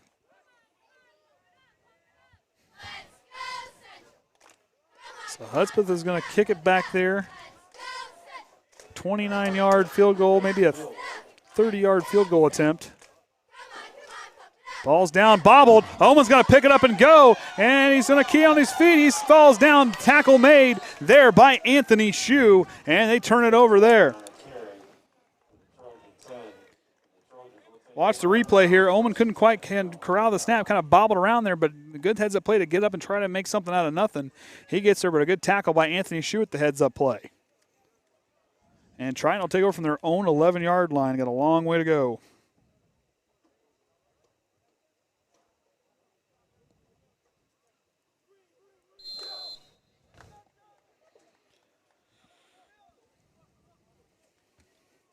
So Shively under center. McIntyre behind him. McIntyre gets it, goes through, spin move. Here goes the accelerator. He's going to have a pretty nice gain there on first down. Is going to come close, and I believe move the chains as the accelerator. Boy, watch him hit the – that's a little bit of a long one. Yeah, I think I get it. But I'll tell you what, Hunter McIntyre followed his blocks, then turn on the spin cycle, got around that one and took off and went.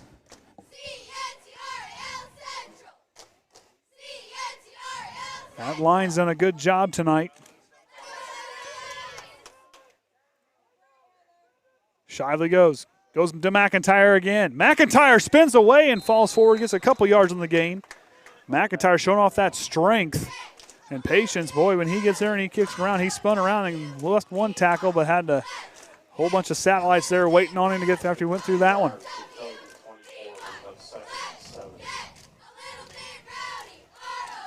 So we'll see here now, 13-7, 9:38. Triton now 2nd and 7 from their own 24-yard line. Shively's going to go back up under center. Behind him looks like Trey Shue and McIntyre there. The wingback's Cabrera. Handoff's going to go to Shue, and he's not going to get too far there from the fullback spot. Nice stop there by the satellites, plugging up the hole there.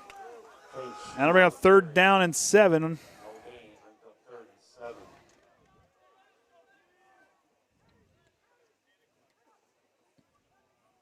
Conley checking in for Trey Shue. See what the Trojans can do here on this first drive of the second half. Shively, play action fake, rolling right, looking deep, finds Nate Amson, and he can't bring it in. Amson got a lot of hand on it, but couldn't quite bring it back to the other one. That's an incomplete pass, and Triton will turn it over. Or I guess Triton will get ready to punt.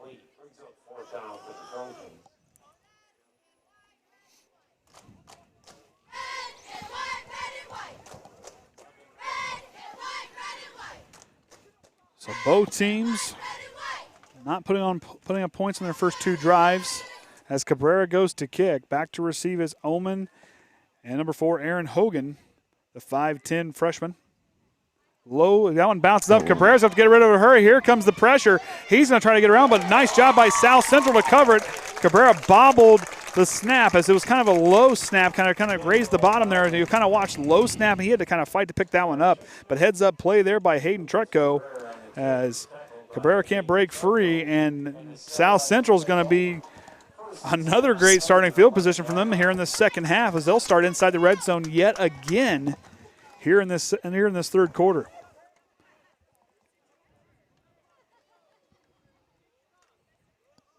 So Glissa goes up. Mulligan's out there with Oman in the backfield. Carr there in the slot right with Hudspeth out right. Near side, you're going to have Dylan Hale.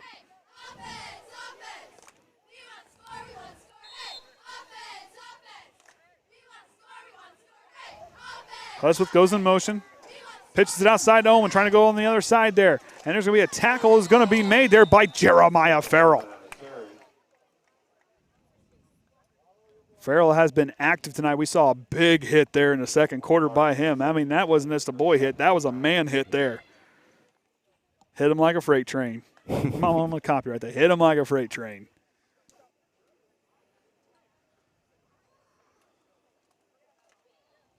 Yeah, a little different view over there. A little clearer for you.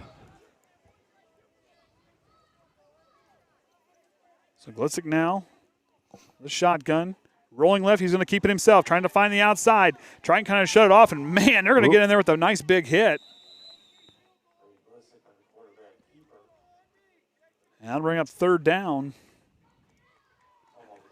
Omen a little gingerly getting up there.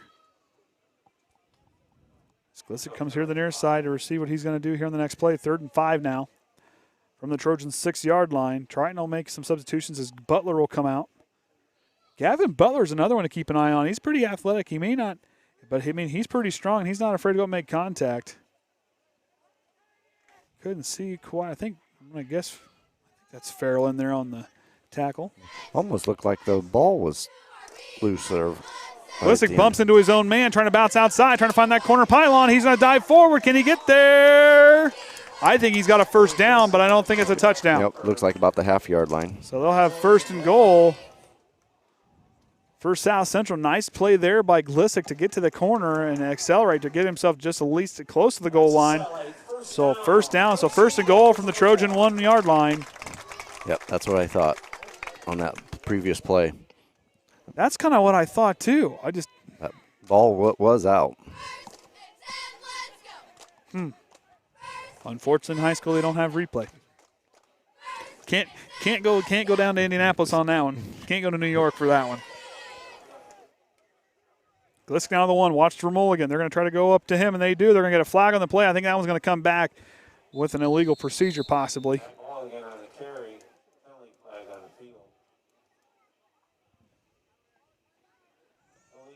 Illegal motion against the Satellites, and that'll move them back 5 yards. So a little breathing room. Triton gets a little bit of help there. You're going to have to capitalize that, so it'll be 1st and goal. We'll see what head coach Zach Whitaker's defense can do here in the red zone. See if they could get another stop like they did on the last drive.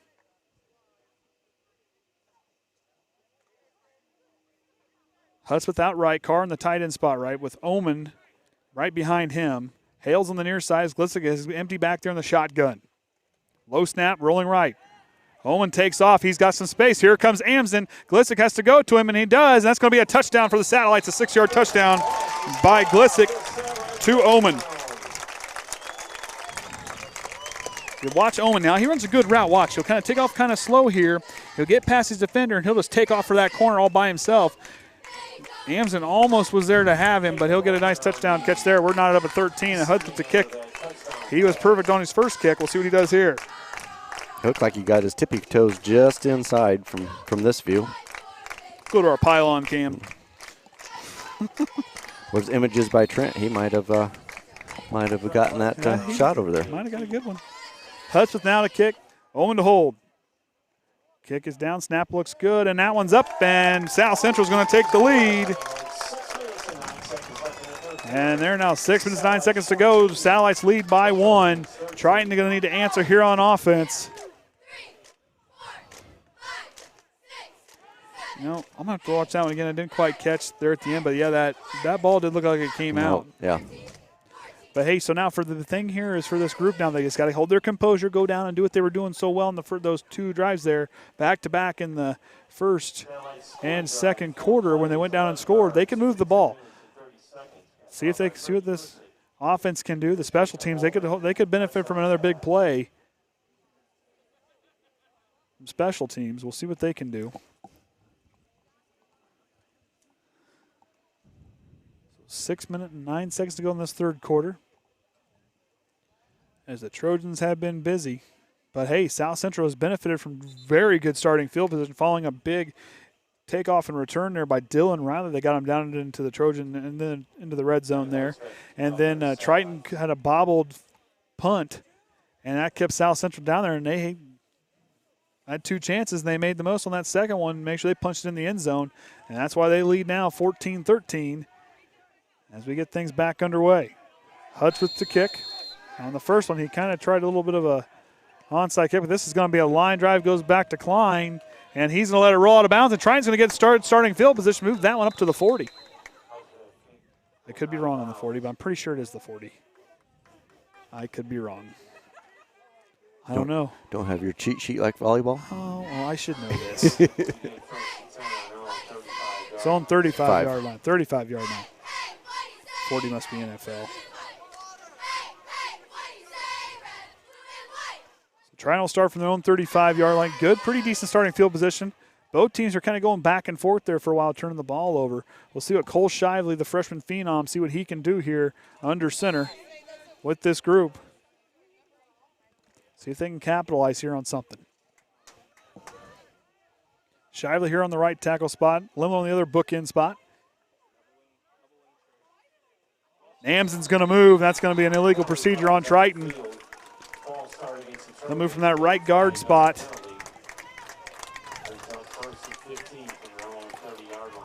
So, you know, that's the first penalty on the line here tonight for Triton.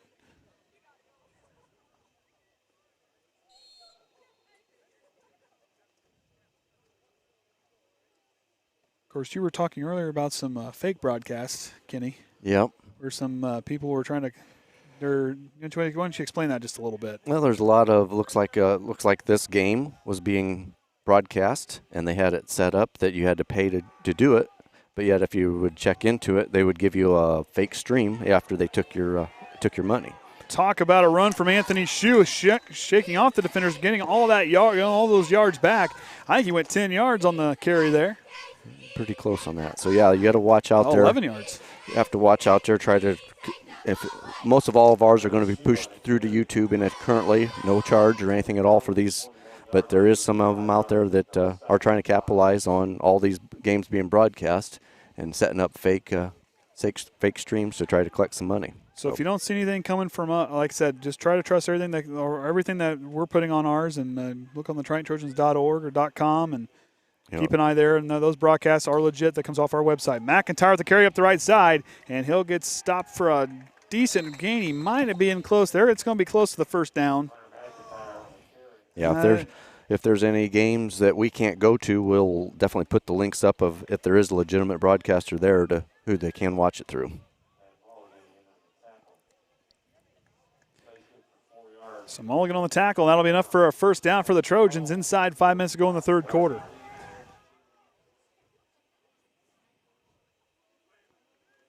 Cabrera's going to come out.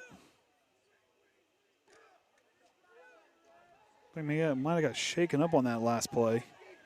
Klein's going to be the wing back here on the near side. In a hurry, gives it to Anthony Shue, stiff arm, but it's not going to be enough. He stays on his feet. My goodness, put it in four-wheel drive, young man, as he drives forward. My goodness. He's aware of that sideline. We got a player shaken up. I don't know what happened. It's 22. Shue is down, and he is in pain. Yep.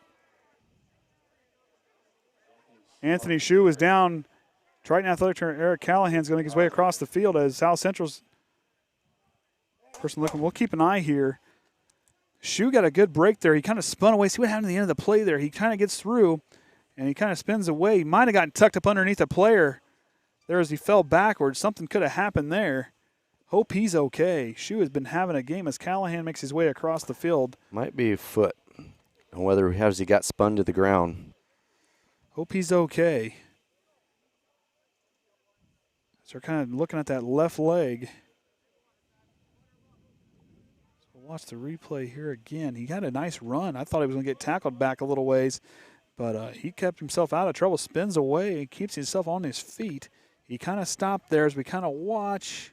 See, right there, his feet are kind of flipped around. He kind of gets tangled up there. Might have twisted something around wrong. They're looking at his ankle.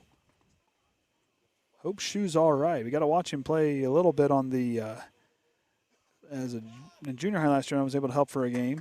He gets up on his own power. That left ankle looks like. Glad to see him get up on his own power. He is a tough dude, and he's showing off that toughness now by walking off on his own power. He's trying to put weight on. He's trying to walk it off. Looky there. Great toughness by that young man. I'd like to see him walk off. He's trying to put weight on it. Trying to get comfortable, trying to move that thing as his offensive line is going to come out and encourage him. As we'll see what he does here if he's able to come back. Shue's had a couple major plays in this ball game. He's been returning kicks for him. We'll see if he can come back. Hope he's okay. He hops off there as he's trying to put weight on that ankle. They'll probably try to look at it there. As Shively now goes to work under center. 2nd and 5, goes out to McIntyre, the accelerator, looky there, he kicks it on, Hunter McIntyre down the far sideline, late flag, he's going to take off and get inside the 10-yard line, but that flag, there's a flag on the play, it might be a hold It might be coming back just a little ways. Even Hunter walked. Yeah, he might got a cramp or something. McIntyre slow to get up. Triton's 2 leading backs now banged up. Illegal block in the back by the Trojans. And that's going to march him back. So mark that play off there. McIntyre kind of getting himself stretched out, showing off some toughness, trying to come back.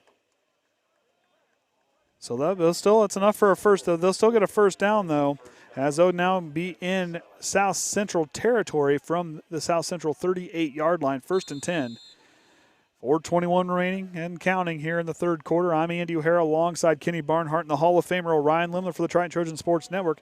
Appreciate everybody watching. 157 going now. I imagine there's a lot of watch parties back in Bourbon. I'll bet there is. Shively hands off, and Conley gets hit immediately. And a green and Tippecanoe. Don't want to leave them out. Andrew Huizar in on the tackle, wrapped up the ball carrier in a hurry. As he got a free run, also shaken up now. We got Cameron Fairchild, might have a cramp. That's one thing I wonder what we were going to see as far as some injuries like that, where the first game of the season, they'll kind of get him stretched back out. As Callahan will tend to him on the sideline. See, they throw in there on the line. He didn't quite catch who subbed in. Shively gets it off. Here comes the pressure. He got a clean pocket. Going deep for Klein. He adjusts and can't get back to it. Golly. That was a good play. Had him open a little bit, thrown behind him there. Shively got a good throw on the ball there. He'll step back plenty of time, sets up and throws. Klein had to just adjust. Couldn't quite get the hook up there as McIntyre and Klein will go off. There's a flag. Oh, they call a foul on the satellites. Didn't catch what that was. Did you catch it? So 15-yard penalty there on the satellites. So Tritons get out a lucky break there from a South Central penalty. They are now working their way close to the end zone. Some key players banged up for the Trojans. As McIntyre and Shue both banged up. Westaver's out now down there. I think Anthony Shue's back in the ball game. He's there at the running back spot. Handoff's going to go to him. Shue's feeling better. He kicks it on, and the Mack truck running through tackles, kicks it into four-wheel drive and gets a big first down carry. Triton's now 1st and goal. Wow, he kicks it into four-wheel drive when he gets there, and now he just drives right through everybody. Watch him here. He's feeling better. He kicks it on, but watch him run right through, breaks the tackle with the spin move, puts it into four-wheel drive, and just drives forward. My goodness. Did the replay graphic fall off in the bottom left corner? It wasn't showing. Oh, it only comes down for just a little bit, and it goes away. So here we go. We'll see what this group can do. 1st and goal from the South Central 8-yard line. Now keep an eye. Nate Amsden could make a play, but this running game has been good. Trey Shue with the pack. The fullback bounding his way through. They're helping him out, and that might be a touchdown. And looky there, the Trojans looking like a convoy on the way to the end zone. Triton's now up by 7, or up by 6 rather. 5. I cannot do math to save my life tonight. My goodness. Now watch this here. I mean, he got help. You talk about a convoy. Trey Shue, a pair of shoes getting him down there. Watch Shue just rumble forward. My goodness. And they got help from everybody there, the convoy to get in. Triton will not be denied there.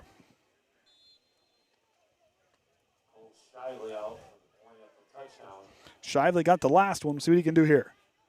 Kicks down, holds good. That one's going to look. Allen will split the uprights, and Triton is going to take a 6-point lead.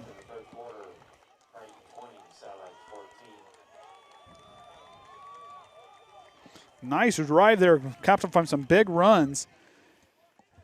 And Thunder strikes. Yes, they did. I'm telling you, it has struck. My goodness. This team here, a couple of nice big runs. Yep. Kept him going, feeling better. Yes, he is. I think he got back up. Maybe got a stinger there, you know. When you kind of get your feet kind of twisted up down there, it's you know, you can stretch out. But he's a tough kid, and he shows off some toughness and grit there. As both Anthony and Trey Shue with a couple big runs. And don't forget Hunter McIntyre had a big run too. That was kind of called back a little ways for a block in the back. So Trey Shue brought into the touchdown. 8-yard touchdown run by Trey Shue. Nice job by him. And Shively's kick. Yep. And Shively's kick after point for touchdown was good. And Triton now leads 20-14, 3:04 to go here in the third quarter. As Cabrera gets ready to kick it down to Omen and Hogan. Cabrera now to drive that one. That's a pretty good kick. Going back, Omen's got to adjust now from his 5-yard line. He's going to slow down, waiting for the blocks to go. Hollandkaiser shut him off. Not there, but they're going to get tripped up, makes it up to maybe the 24-yard line of South Central. And that's where Glissick and company will set up shop. First time they've started in their own territory here in the second half. So we'll see what the defense can do here. McIntyre must be feeling a little bit better. He's back out there in the safety spot.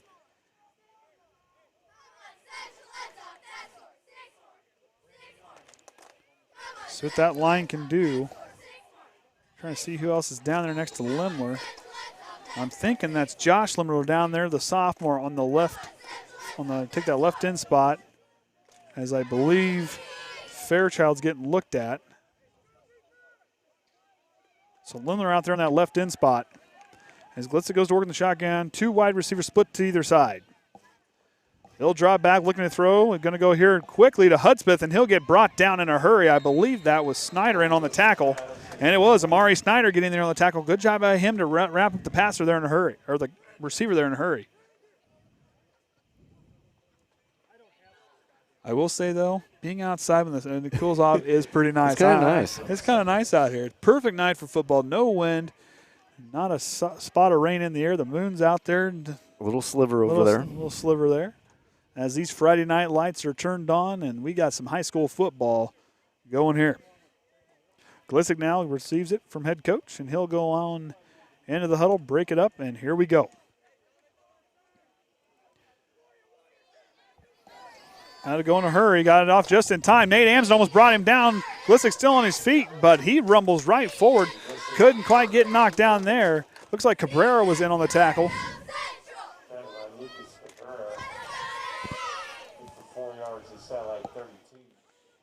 And here come the mosquitoes. That's No, the only don't thing. say that. Well, at least if you look up at the lights over there, at least maybe they'll stay over there. Maybe they'll stay over there. Just dim down the monitors just a little bit so they stay away. So minute 37 and counting now. Triton leading by 6. As Glissick now works on the shotgun. Hogan and Mulligan back there with him. And we're going to get not sure what's going to happen. We're going to get A little late. false start on the offense. Yep. So false start against the satellite. That'll move them back 5.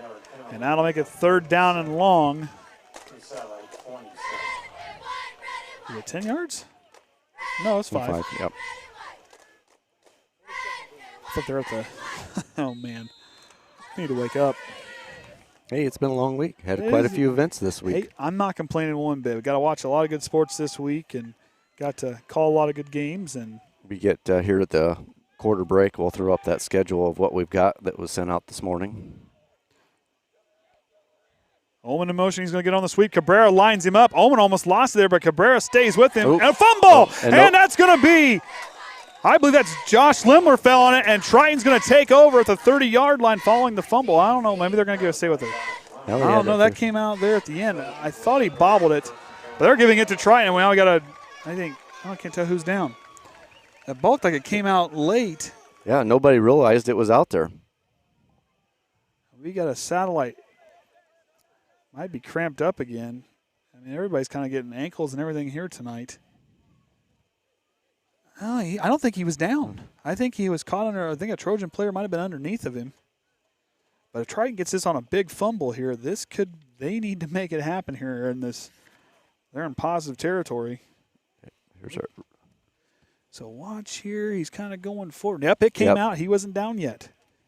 Nice job there to force the fumble. I believe in there forcing it. It's harder to see the numbers there when further away there on the camera. But good job there by Triton if this is going to stand. And that's Omen who got shook up, who was the ball carrier. And nice to see him be able to walk out on his own power.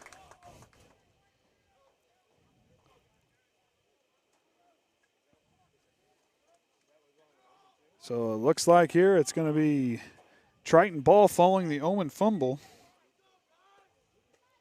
That's their third drive where there's been a turnover by the Satellite. So we'll see what Shively and company can do here. Cam Shively, the bookend here on the near side, with Amson Farrell snapping. I believe Lemler's there at the left guard. Oh, nope, that's Fairchild back in, and Lemler's on the other bookend. Shue gets it. Trace Shue, that is, and he has a big run. The fullback, he powers forward, and we're going to get a flag on the play. It might be a block in the back, and Westaver might be on him. It's going to be on Triton. That one's going to come back.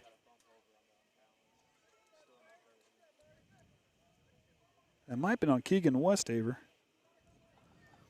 That's going to be a hold on Triton, so bring that one back. So the Trojans' first play will move them back 5 yards, or from the spot of the foul, rather. And we'll redo 1st and 10. Couldn't quite, I wasn't watching. Just enough of a hold there to warrant a call. As Shively goes back. Gives it to McIntyre. McIntyre runs over the defender, but he'll get a couple yards on the carry. Second down and manageable. Might be 2nd and 6, 4-yard carry, I think. And it is, 4-yard carry. And 30 seconds away before we see that 4th and final quarter.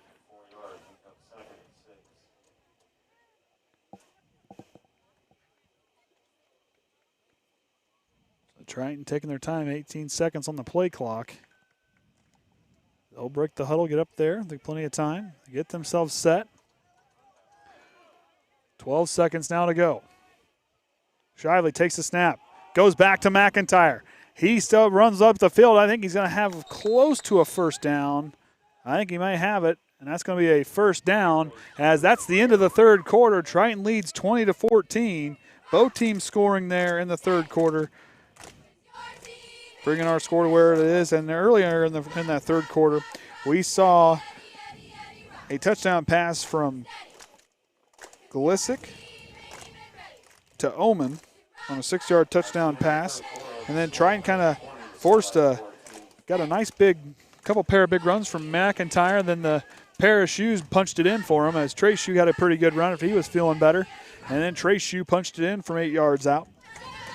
And Triton goes back up by 6. Yep. I keep looking at the wrong one. So there's what the schedule was that was sent out this morning. Of course, we know everything is subject to change. So, like say Monday, the tennis is at Logan Sport. The volleyball with Rochester has been canceled. Tuesday, we got the volleyball at home with Bremen. Tennis will be away for North Judson. And then there was a junior high football game that has been canceled. Wednesday, we got the golf and tennis. And then on Thursday, we'll have the opening cross country. So I know Trent will be running. And then volleyball as at Argus. Of course, we said next Friday that LaVille game football has been canceled, but still could find another opponent in this time to get them in there. And then on Saturday will be the volleyball tournament. So 1st and 10 from the Satellite 20-yard line is where Shively and company will go. They're going to be going south on this one towards the end zone.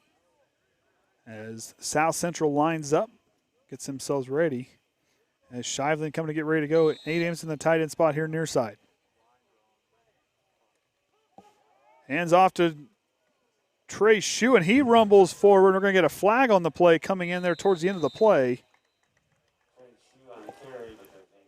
Looking down what that came from the far judge.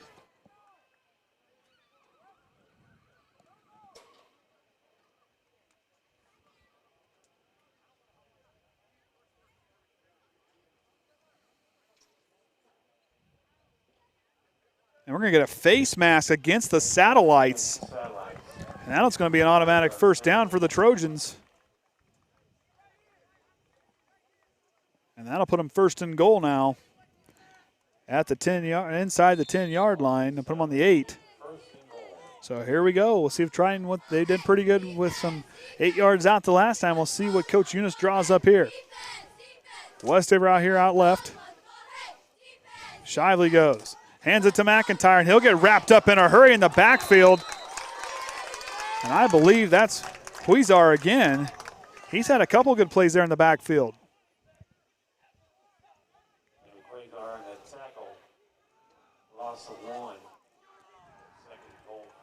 I believe that was Huizar in on the tackle. As McIntyre got blown up there. We'll try to watch here before they run a play.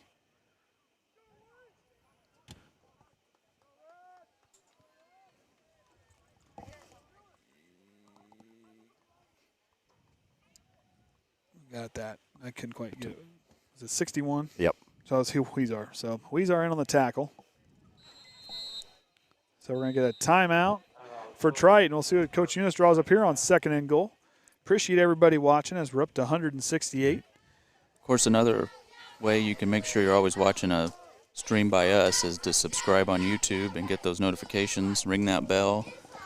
I think we have this. Yeah, we got this little graphic we can throw up there. So, yeah, you got that little subscribe. And then every time there's a new video or let's go live, you'll get a little alert. Of course, former color commentator for us, Gavin Greer, he wasn't watching. He was hooping up with his new friends out there in college. So good to see Gavin's having a good time out there. Also, we'll hear him. He might come back if we have some sports here later in the season if he comes back home. Also, Caden Atkins, if you'd have heard him against the John Glenn game, he will possibly be coming back to some broadcasts with us as well. So appreciate the 2 alumni. They're coming back to help out the broadcast. Sometimes you need a little bit of a carry, a little bit of help. Just a little bit of help. It gets a little hard trying to. Gets a little long, too. It does, trying to be the play-by-play and the color commentary. I mean, you got you running the equipment, and Orion's over there. I know nothing about football. Well, he's running the camera, and we don't want me doing it. I just try to keep the camera on the ball. Shively now under center, goes back, gives it to Anthony Shue. He's pulling defenders, still going, rolling through. Shue still won't go down. Oh. He's still on his feet, just throwing defenders out. They went the wrong way, but we got Huizar's a little slow to get up. This will be but there's a flag on the play. Oh, I say this will be a fun one watching here. Kenny will throw the replay up there, but he just runs through. We'll see what the call is. Spun, kind of bobbled it there. So it'll be a hold against the Trojans. Now they're moving back 5 yards. Now they're back to the South Central 13-yard. Oh, they're going to go further. Of course. These are a little slow to get up. Like I said, everybody's kind of cramping a little bit here. Back to the, wow, that's a ways back. So 10-yard. So here we go, 2nd down and long. Well, he's just running right through them all. My goodness, that kid is strong. He just about had that little bobble there, but still it was good hands to keep it. A little confusing getting everybody set. It's going to go out to McIntyre. He'll go back out. There's a late flag in there, a whole bunch of flags. As this one will be coming back, I imagine, too.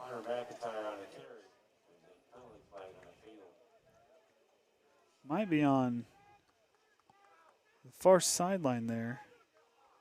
A lot of dirty laundry on the field. Sponsored by Lysol. It was tied last year.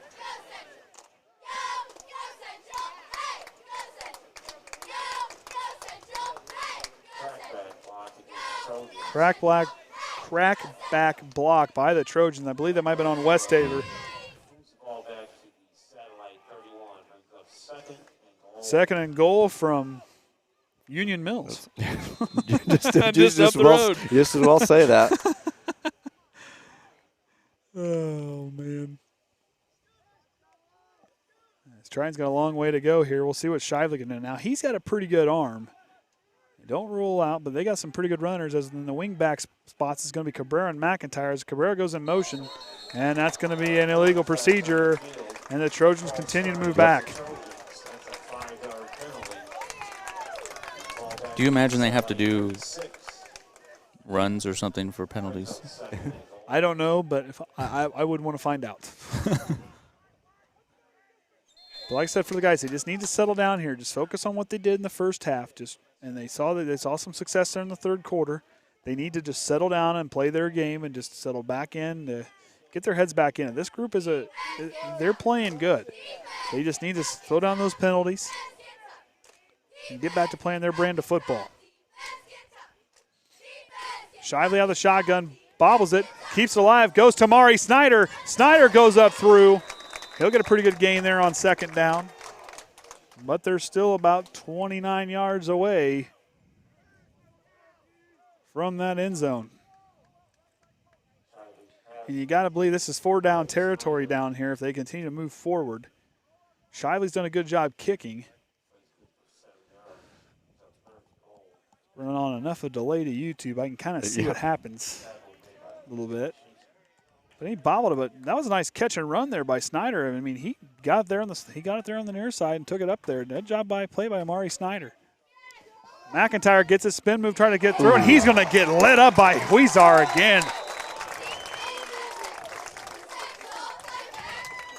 That was a hard hit there by that satellite. His GPS locator was working on that one because he found McIntyre. He would not be denied.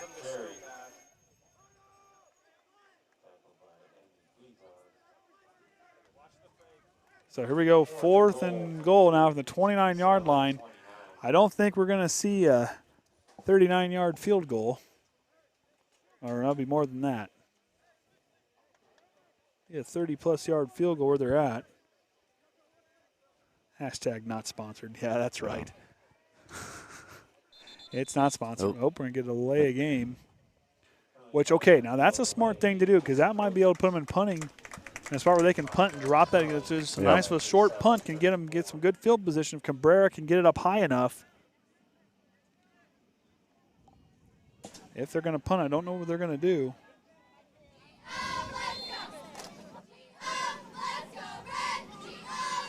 So back to kick is Conley. Remember, he was a backup quarterback. Nice. That's a short kick, but they're going to take it inside the 10-yard line. And that's going to be, I believe, Hogan, and he's going to stay on his feet. Hogan's got the sideline, but he's going to step out. If he would have stayed in bounds, he would have had nothing but pay dirt in front of him. That was a good kick, but a good cover there by the Satellites as they will now go into Triton territory there. I mean, he did a good job just taking off. Walked a tightrope there, but Conley kind of just bumped him out just enough.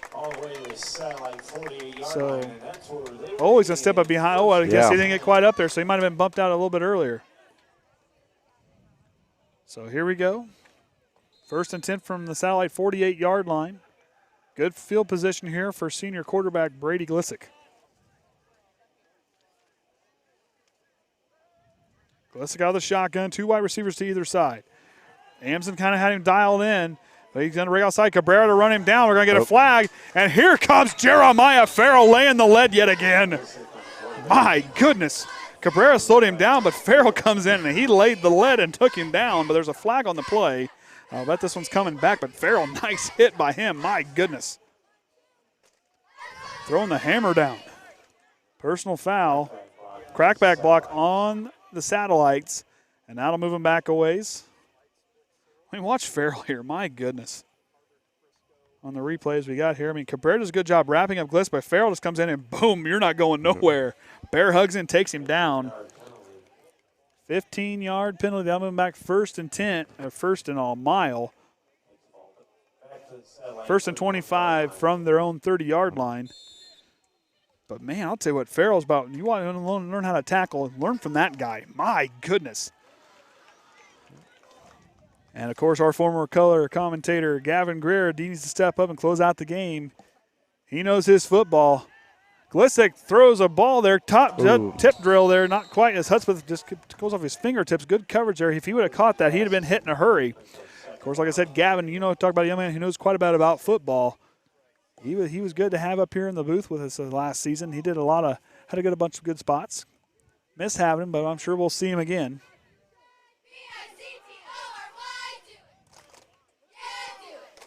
So Here we go, 2nd and 25 on the incomplete pass there from Glissick to Hudspeth. As he goes back, works out the shotgun, counting out the players, make sure he's got 11 out there. Mulligan on his left hip. Carr's on the tight end spot here near side. Drops back, going to Carr across the middle. He'll go, and he's going to get hit by McIntyre. It's a fumble, and Farrell's got it. Oh, I think they're going to call him down. I have to watch the replay there. I don't know if he was down. So Glissick throws it across the middle of the Carr. He'll get hit. He was down. He was down. That right leg was down. So 3rd down and 17 now from their own 42-yard line. I thought Farrell made a snatch out of his hand before he hit the ground. That was a heads-up play by Farrell. He wants the ball. These guys are going to the ball. They're attacking it.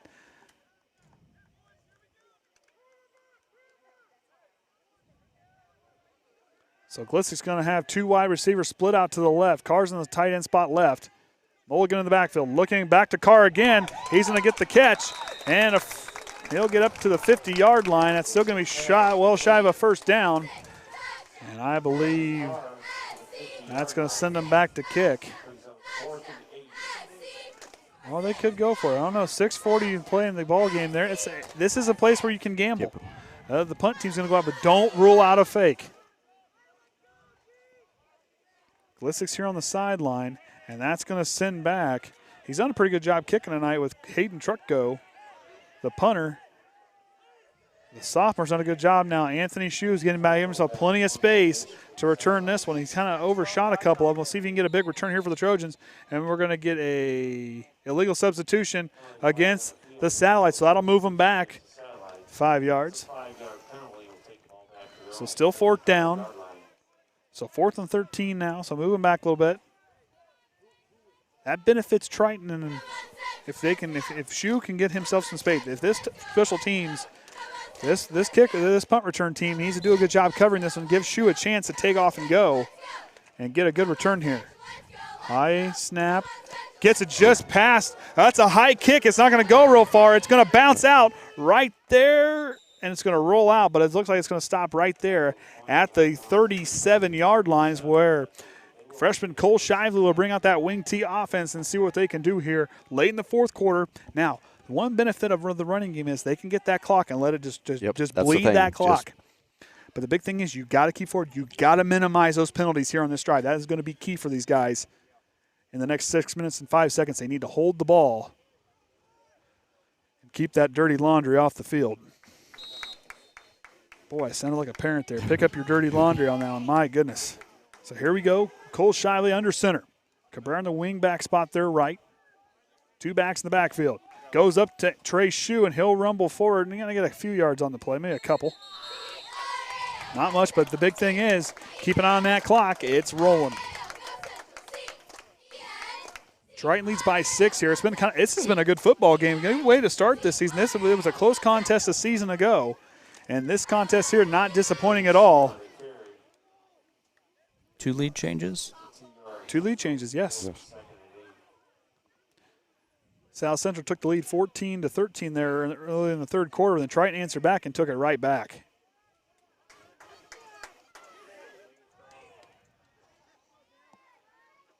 Cabrera in motion. McIntyre gets it, tries to go. The accelerator pouncing his way up to the line and dragging defenders. The accelerator kicked on the burners there, and it's a nice run up the right side. Now watch that right side of the line. They do a good job opening up the lane there. Open up a nice gap, and McIntyre just burns right through it. He had the defender, had him lined up, and he just kicks it right on. McIntyre showing off the speed there. That's why I call him the accelerator. He can go 1-2 step, and he is gone. Kicks are in high gear, so Gavin Butler will be here on the near side wide out. As Cabrera's back there with Conley and Anthony Shoe. Goes to Conley, and he's going to get brought down by Huizar, and it's a fumble, but Shively's going to pick it up just in case. He was down for the ball came free, but man, McIntyre did a good job running through the line there. Nice downfield blocking. I didn't quite see it to the delay there on the replay by Cameron Fairchild. That's one thing. This line is athletic enough. You see these guards in Amson and Fairchild. These guys are getting downfield and blocking. That's what you want to see from your guards, and they are doing a great job blocking tonight.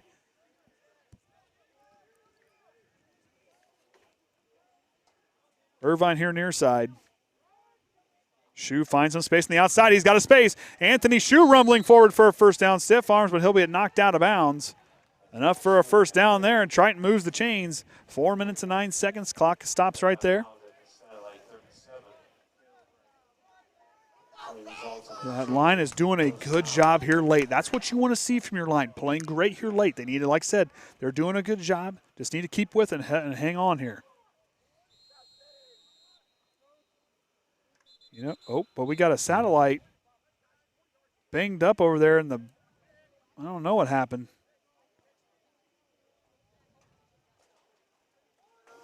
As we'll get a little bit of a break. One thing we might try doing, we don't know with this sound bar, we might be able to bring in some analysts from Indianapolis and Fort Wayne. Might have to send it to Fort Wayne at some point if we ever figure out how to do it. If we get the opportunity, maybe just don't do it from the crawl space. Just don't do it from the crawl space. the service isn't as good from underneath the house or in the shag room or in the shag room breast box. But I'll have to call that a couple of those two analysts and see. I mean, that might be something we might, if we have a game next week or something, we might give her a try. I don't know how that'll work. I just wish we could get them a little bit of a feed that wasn't as so delayed. Yeah. So we could almost call it or really be a few seconds. Don't know what happened there, but hope that Lucas Paczynski is okay. As he got banged up earlier. Hunter holding his left side of his ribs there. Hope he's okay, being escorted off the field by the South Central's athletic trainer. Hope he's all right.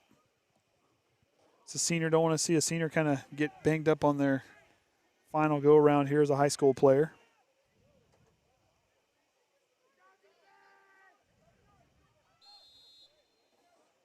Shiley back under center, 1st and 10 from the 37-yard line.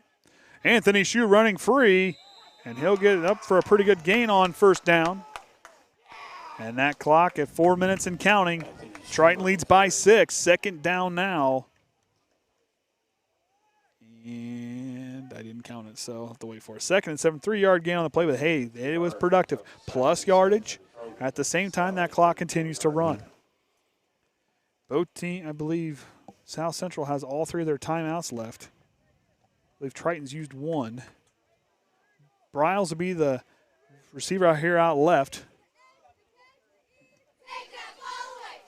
Shively under center goes to snap. Gives it to Trey Shue. He'll get hit in a hurry, but he'll break free and rumble forward. The fullback kicking it into four-wheel drive yet again. He'll rumble forward for a pretty good carry. That'll be close to a first down.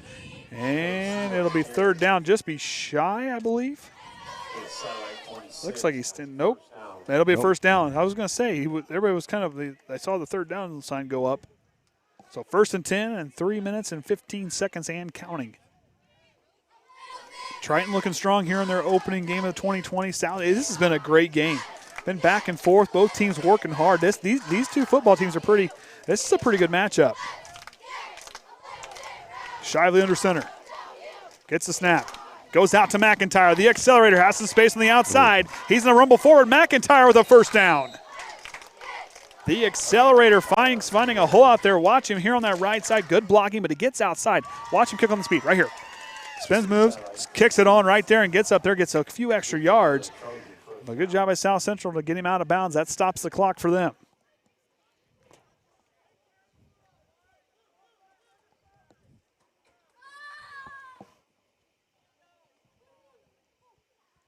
So Butler checks back in.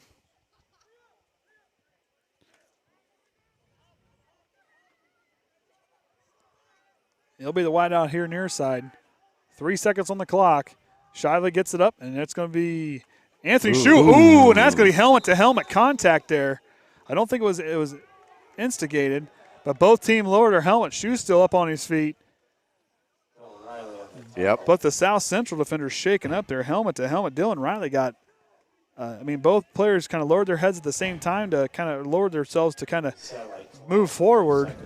Whew. Kind of glanced off the side and got into the shoulder blade. It's kind of like two bighorn rams coming head-to-head there. That's what it sounded like up here. I bet their sinuses are cleared. A pair of shoes in the backfield as Cabrera's in the wing-back spot. As Shively patiently waits. Minute 40 to go. Here's the snap. Goes to Anthony Shue. He's going to go on the outside. Spin move to get back in. He's going to get brought down. That'll bring up third down. South Central's saying they got it. Riley's still shaking up. We're going to get a timeout for South Central with a minute 28 to go. Let's keep an eye here. I don't think the ball came free. Watching the delay here. I don't think he lost it.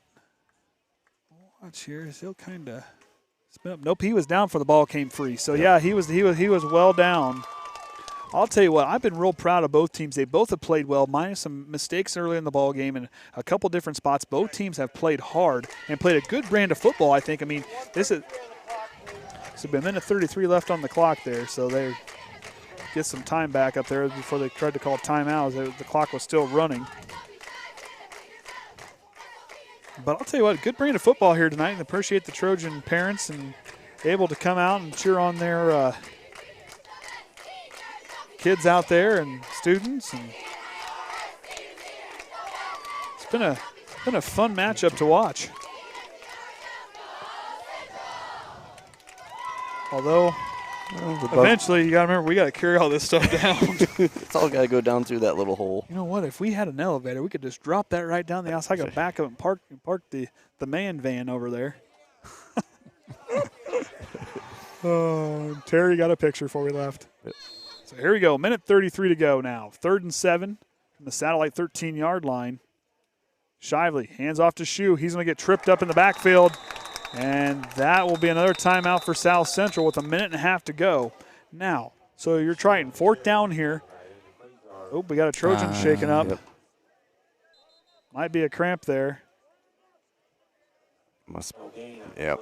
Yeah, kind of cramping up there just a little bit. Those leg cramps are nothing to scoff at. My goodness. 174 watching now.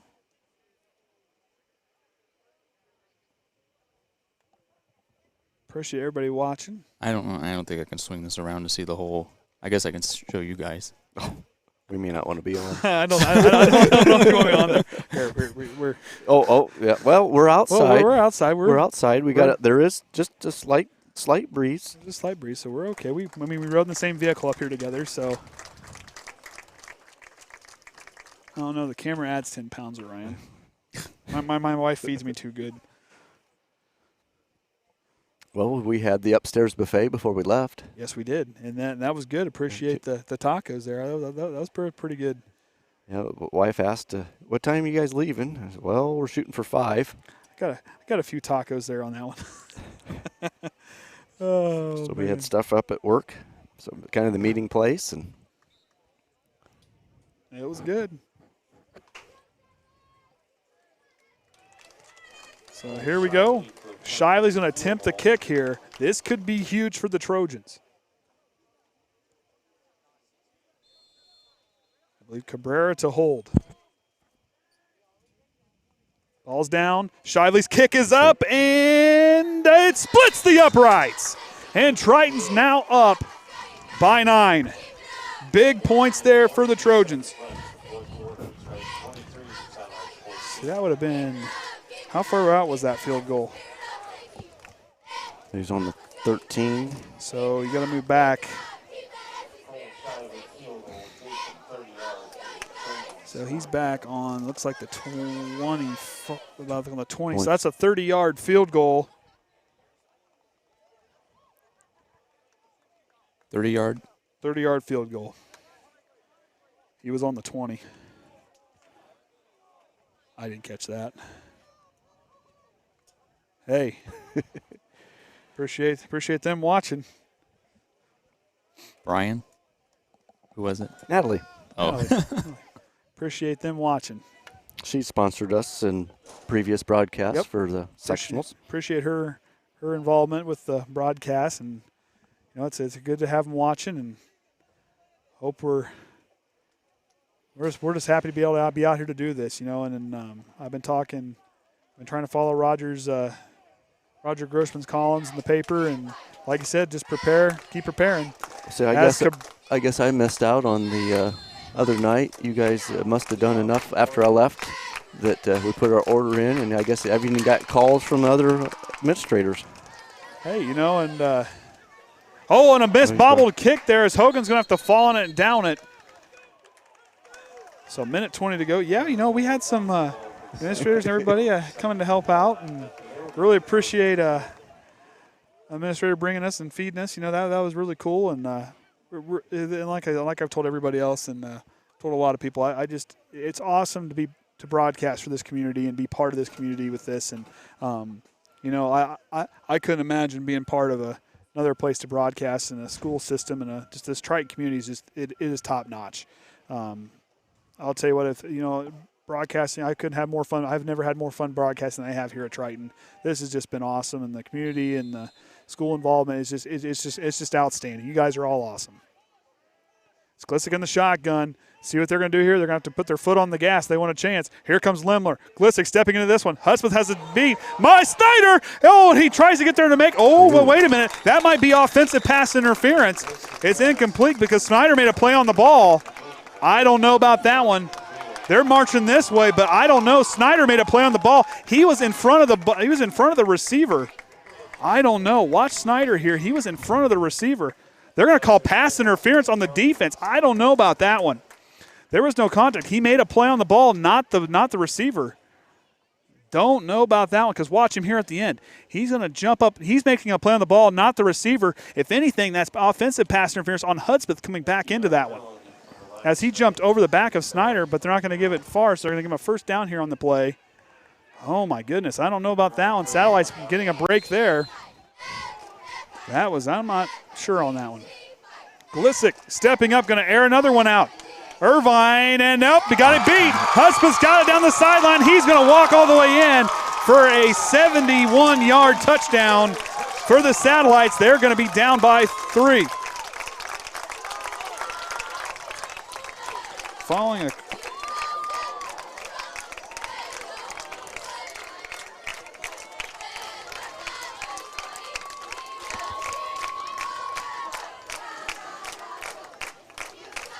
.71-yard, he just kind of steps up, and Irvine just kind of didn't quite keep with the receiver there, and Hudspeth will go all the way, the senior to senior hook up there for 71 yards, and Hudspeth has a chance to draw them within 2. Minute 3 to go in the ball game. Following I don't know, they bring in Glissick out to hold, so keep an eye for a possible sneak play here.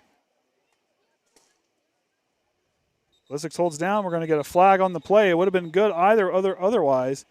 Oh, but it's going to be encroachment on the defense, so it'll probably be good. The kick will probably stand. I don't know. They're going to keep the points. They're staying out there. They're going to decline the penalty. So they're going to get another crack at it. That moves them in within closer, so Hudspeth will line up again. So keep an eye. There could be some trickery going on here as they move down inside the 5. Hudspeth has been a very reliable kicker for South Central. Ball's down, kicks up, and it's blocked by Jeremiah Farrell. Wow, he got through that line in a hurry, and that keeps South Central down by 3. Watch Farrell blow up the line here. He just goes right through. His defender gets up there, gets the hands up. Jeremiah Farrell has been a beast in this ball game. And he comes up there because I'm going to say it would have been a 23-21 ball game if they would have accepted the penalty. They did not take the points. And that point for touchdown's block, and I'll tell you what, I agree with you, Andrew O'Connor. I don't know, but I know I'm not the official up here, but I know they've got a tough job to make. But for me in that pass interference play, when the receiver jumps over your back when you make a play on the ball, that to me is offensive pass interference. But luckily it wasn't get the ball all the way up front, but it didn't matter because the next play was a 71-yard touchdown. This game has been a great game to watch. It's been drama, but Triton special teams coming up big there. Now they have got to be ready along that front line. They get the ball, wrap it up, and just drop. Do not try to take off. Just wrap it up and drop. To secure that ball and be ready to go. Now you got some guys with good hands up there with McIntyre. You got Farrell up there who's got some pretty good hands. Amson's up there. And we're going to get a timeout, I believe. Maybe not. I heard whistles. I thought they were calling timeout. So you got McIntyre, Farrell up there. I believe Amsden's up there with Nate and Tyler Amsden are up there. Conley's up there, so be ready for the onside kick. This could be a pivotal moment right here in the ball game. If Triton can fall on it, South Central only has one timeout left. Hudspeth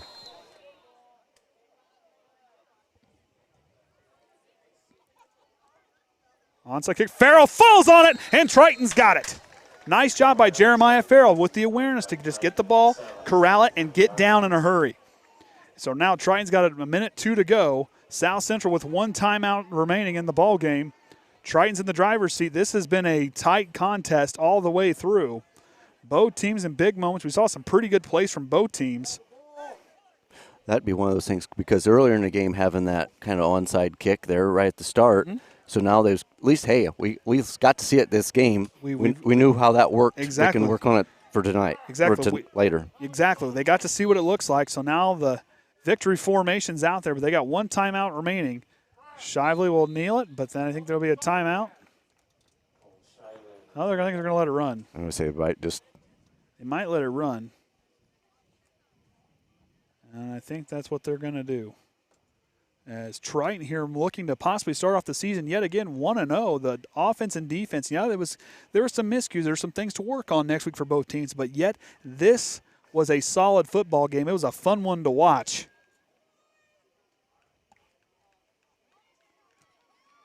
As Triton sideline excited as they're now going to go back to victory formation. That's the formation you want to see in a ball game is that victory formation. As Shively will kneel it one more time, and Triton's going to start off the season 1-0 after this win here, 23-20 up here at South Central High School and Union. We're going to get a flag. Yep. Delay game. Delay game.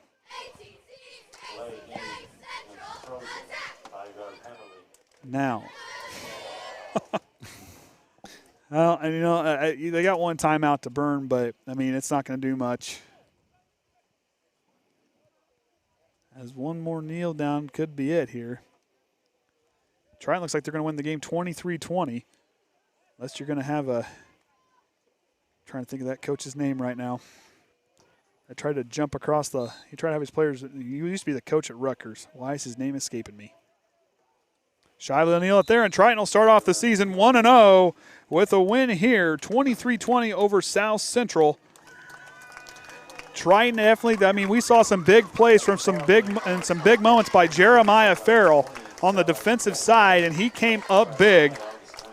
And Triton starting off the ballgame, like I said, they had three big turnovers there, an interception and 2 fumbles, but yet we saw a 22-yard touchdown pass from Shively to Cabrera there. The PAT was no good there, but Shively dialed in after that one, hitting 2 more PATs and a 30-yard field goal to seal it. As also we saw a 35-yard touchdown run by Anthony Shue, and then big brother Trey Shue gets an 8-yard touchdown run. And then you saw the Shively field goal to seal it off there, 23-20. But South Central did not go away. This team looked very good. They kept battling back. You saw Glissick with a big bomb, that 71-yard touchdown pass that he had earlier in the ball there in the fourth quarter. Then we saw You might want to lock the scoreboard up in case they shut it off. 14-yard. There was a 14-yard touchdown pass from Glissick to Carr. And then from Glissick to Oman was a 6-yard touchdown pass there in the third quarter. And I'll tell you what, this team, they cruised. It was a tough ball game all the way through. Both teams battled. Appreciate everybody watching. Appreciate South Central and their hospitality yet again. I could not thank them enough. And thank you to all you fans out there watching. And hopefully we'll see. There might be a game next week. If not, we got the schedule for you. We'll do everything we can to keep you updated when we'll be going. And like I said, everybody stay healthy out there. And I'm Andy O'Hara for Kenny Barnhart and the Hall of Famer Orion Lemler. Until next time, Trojan fans, remember the Trojan way.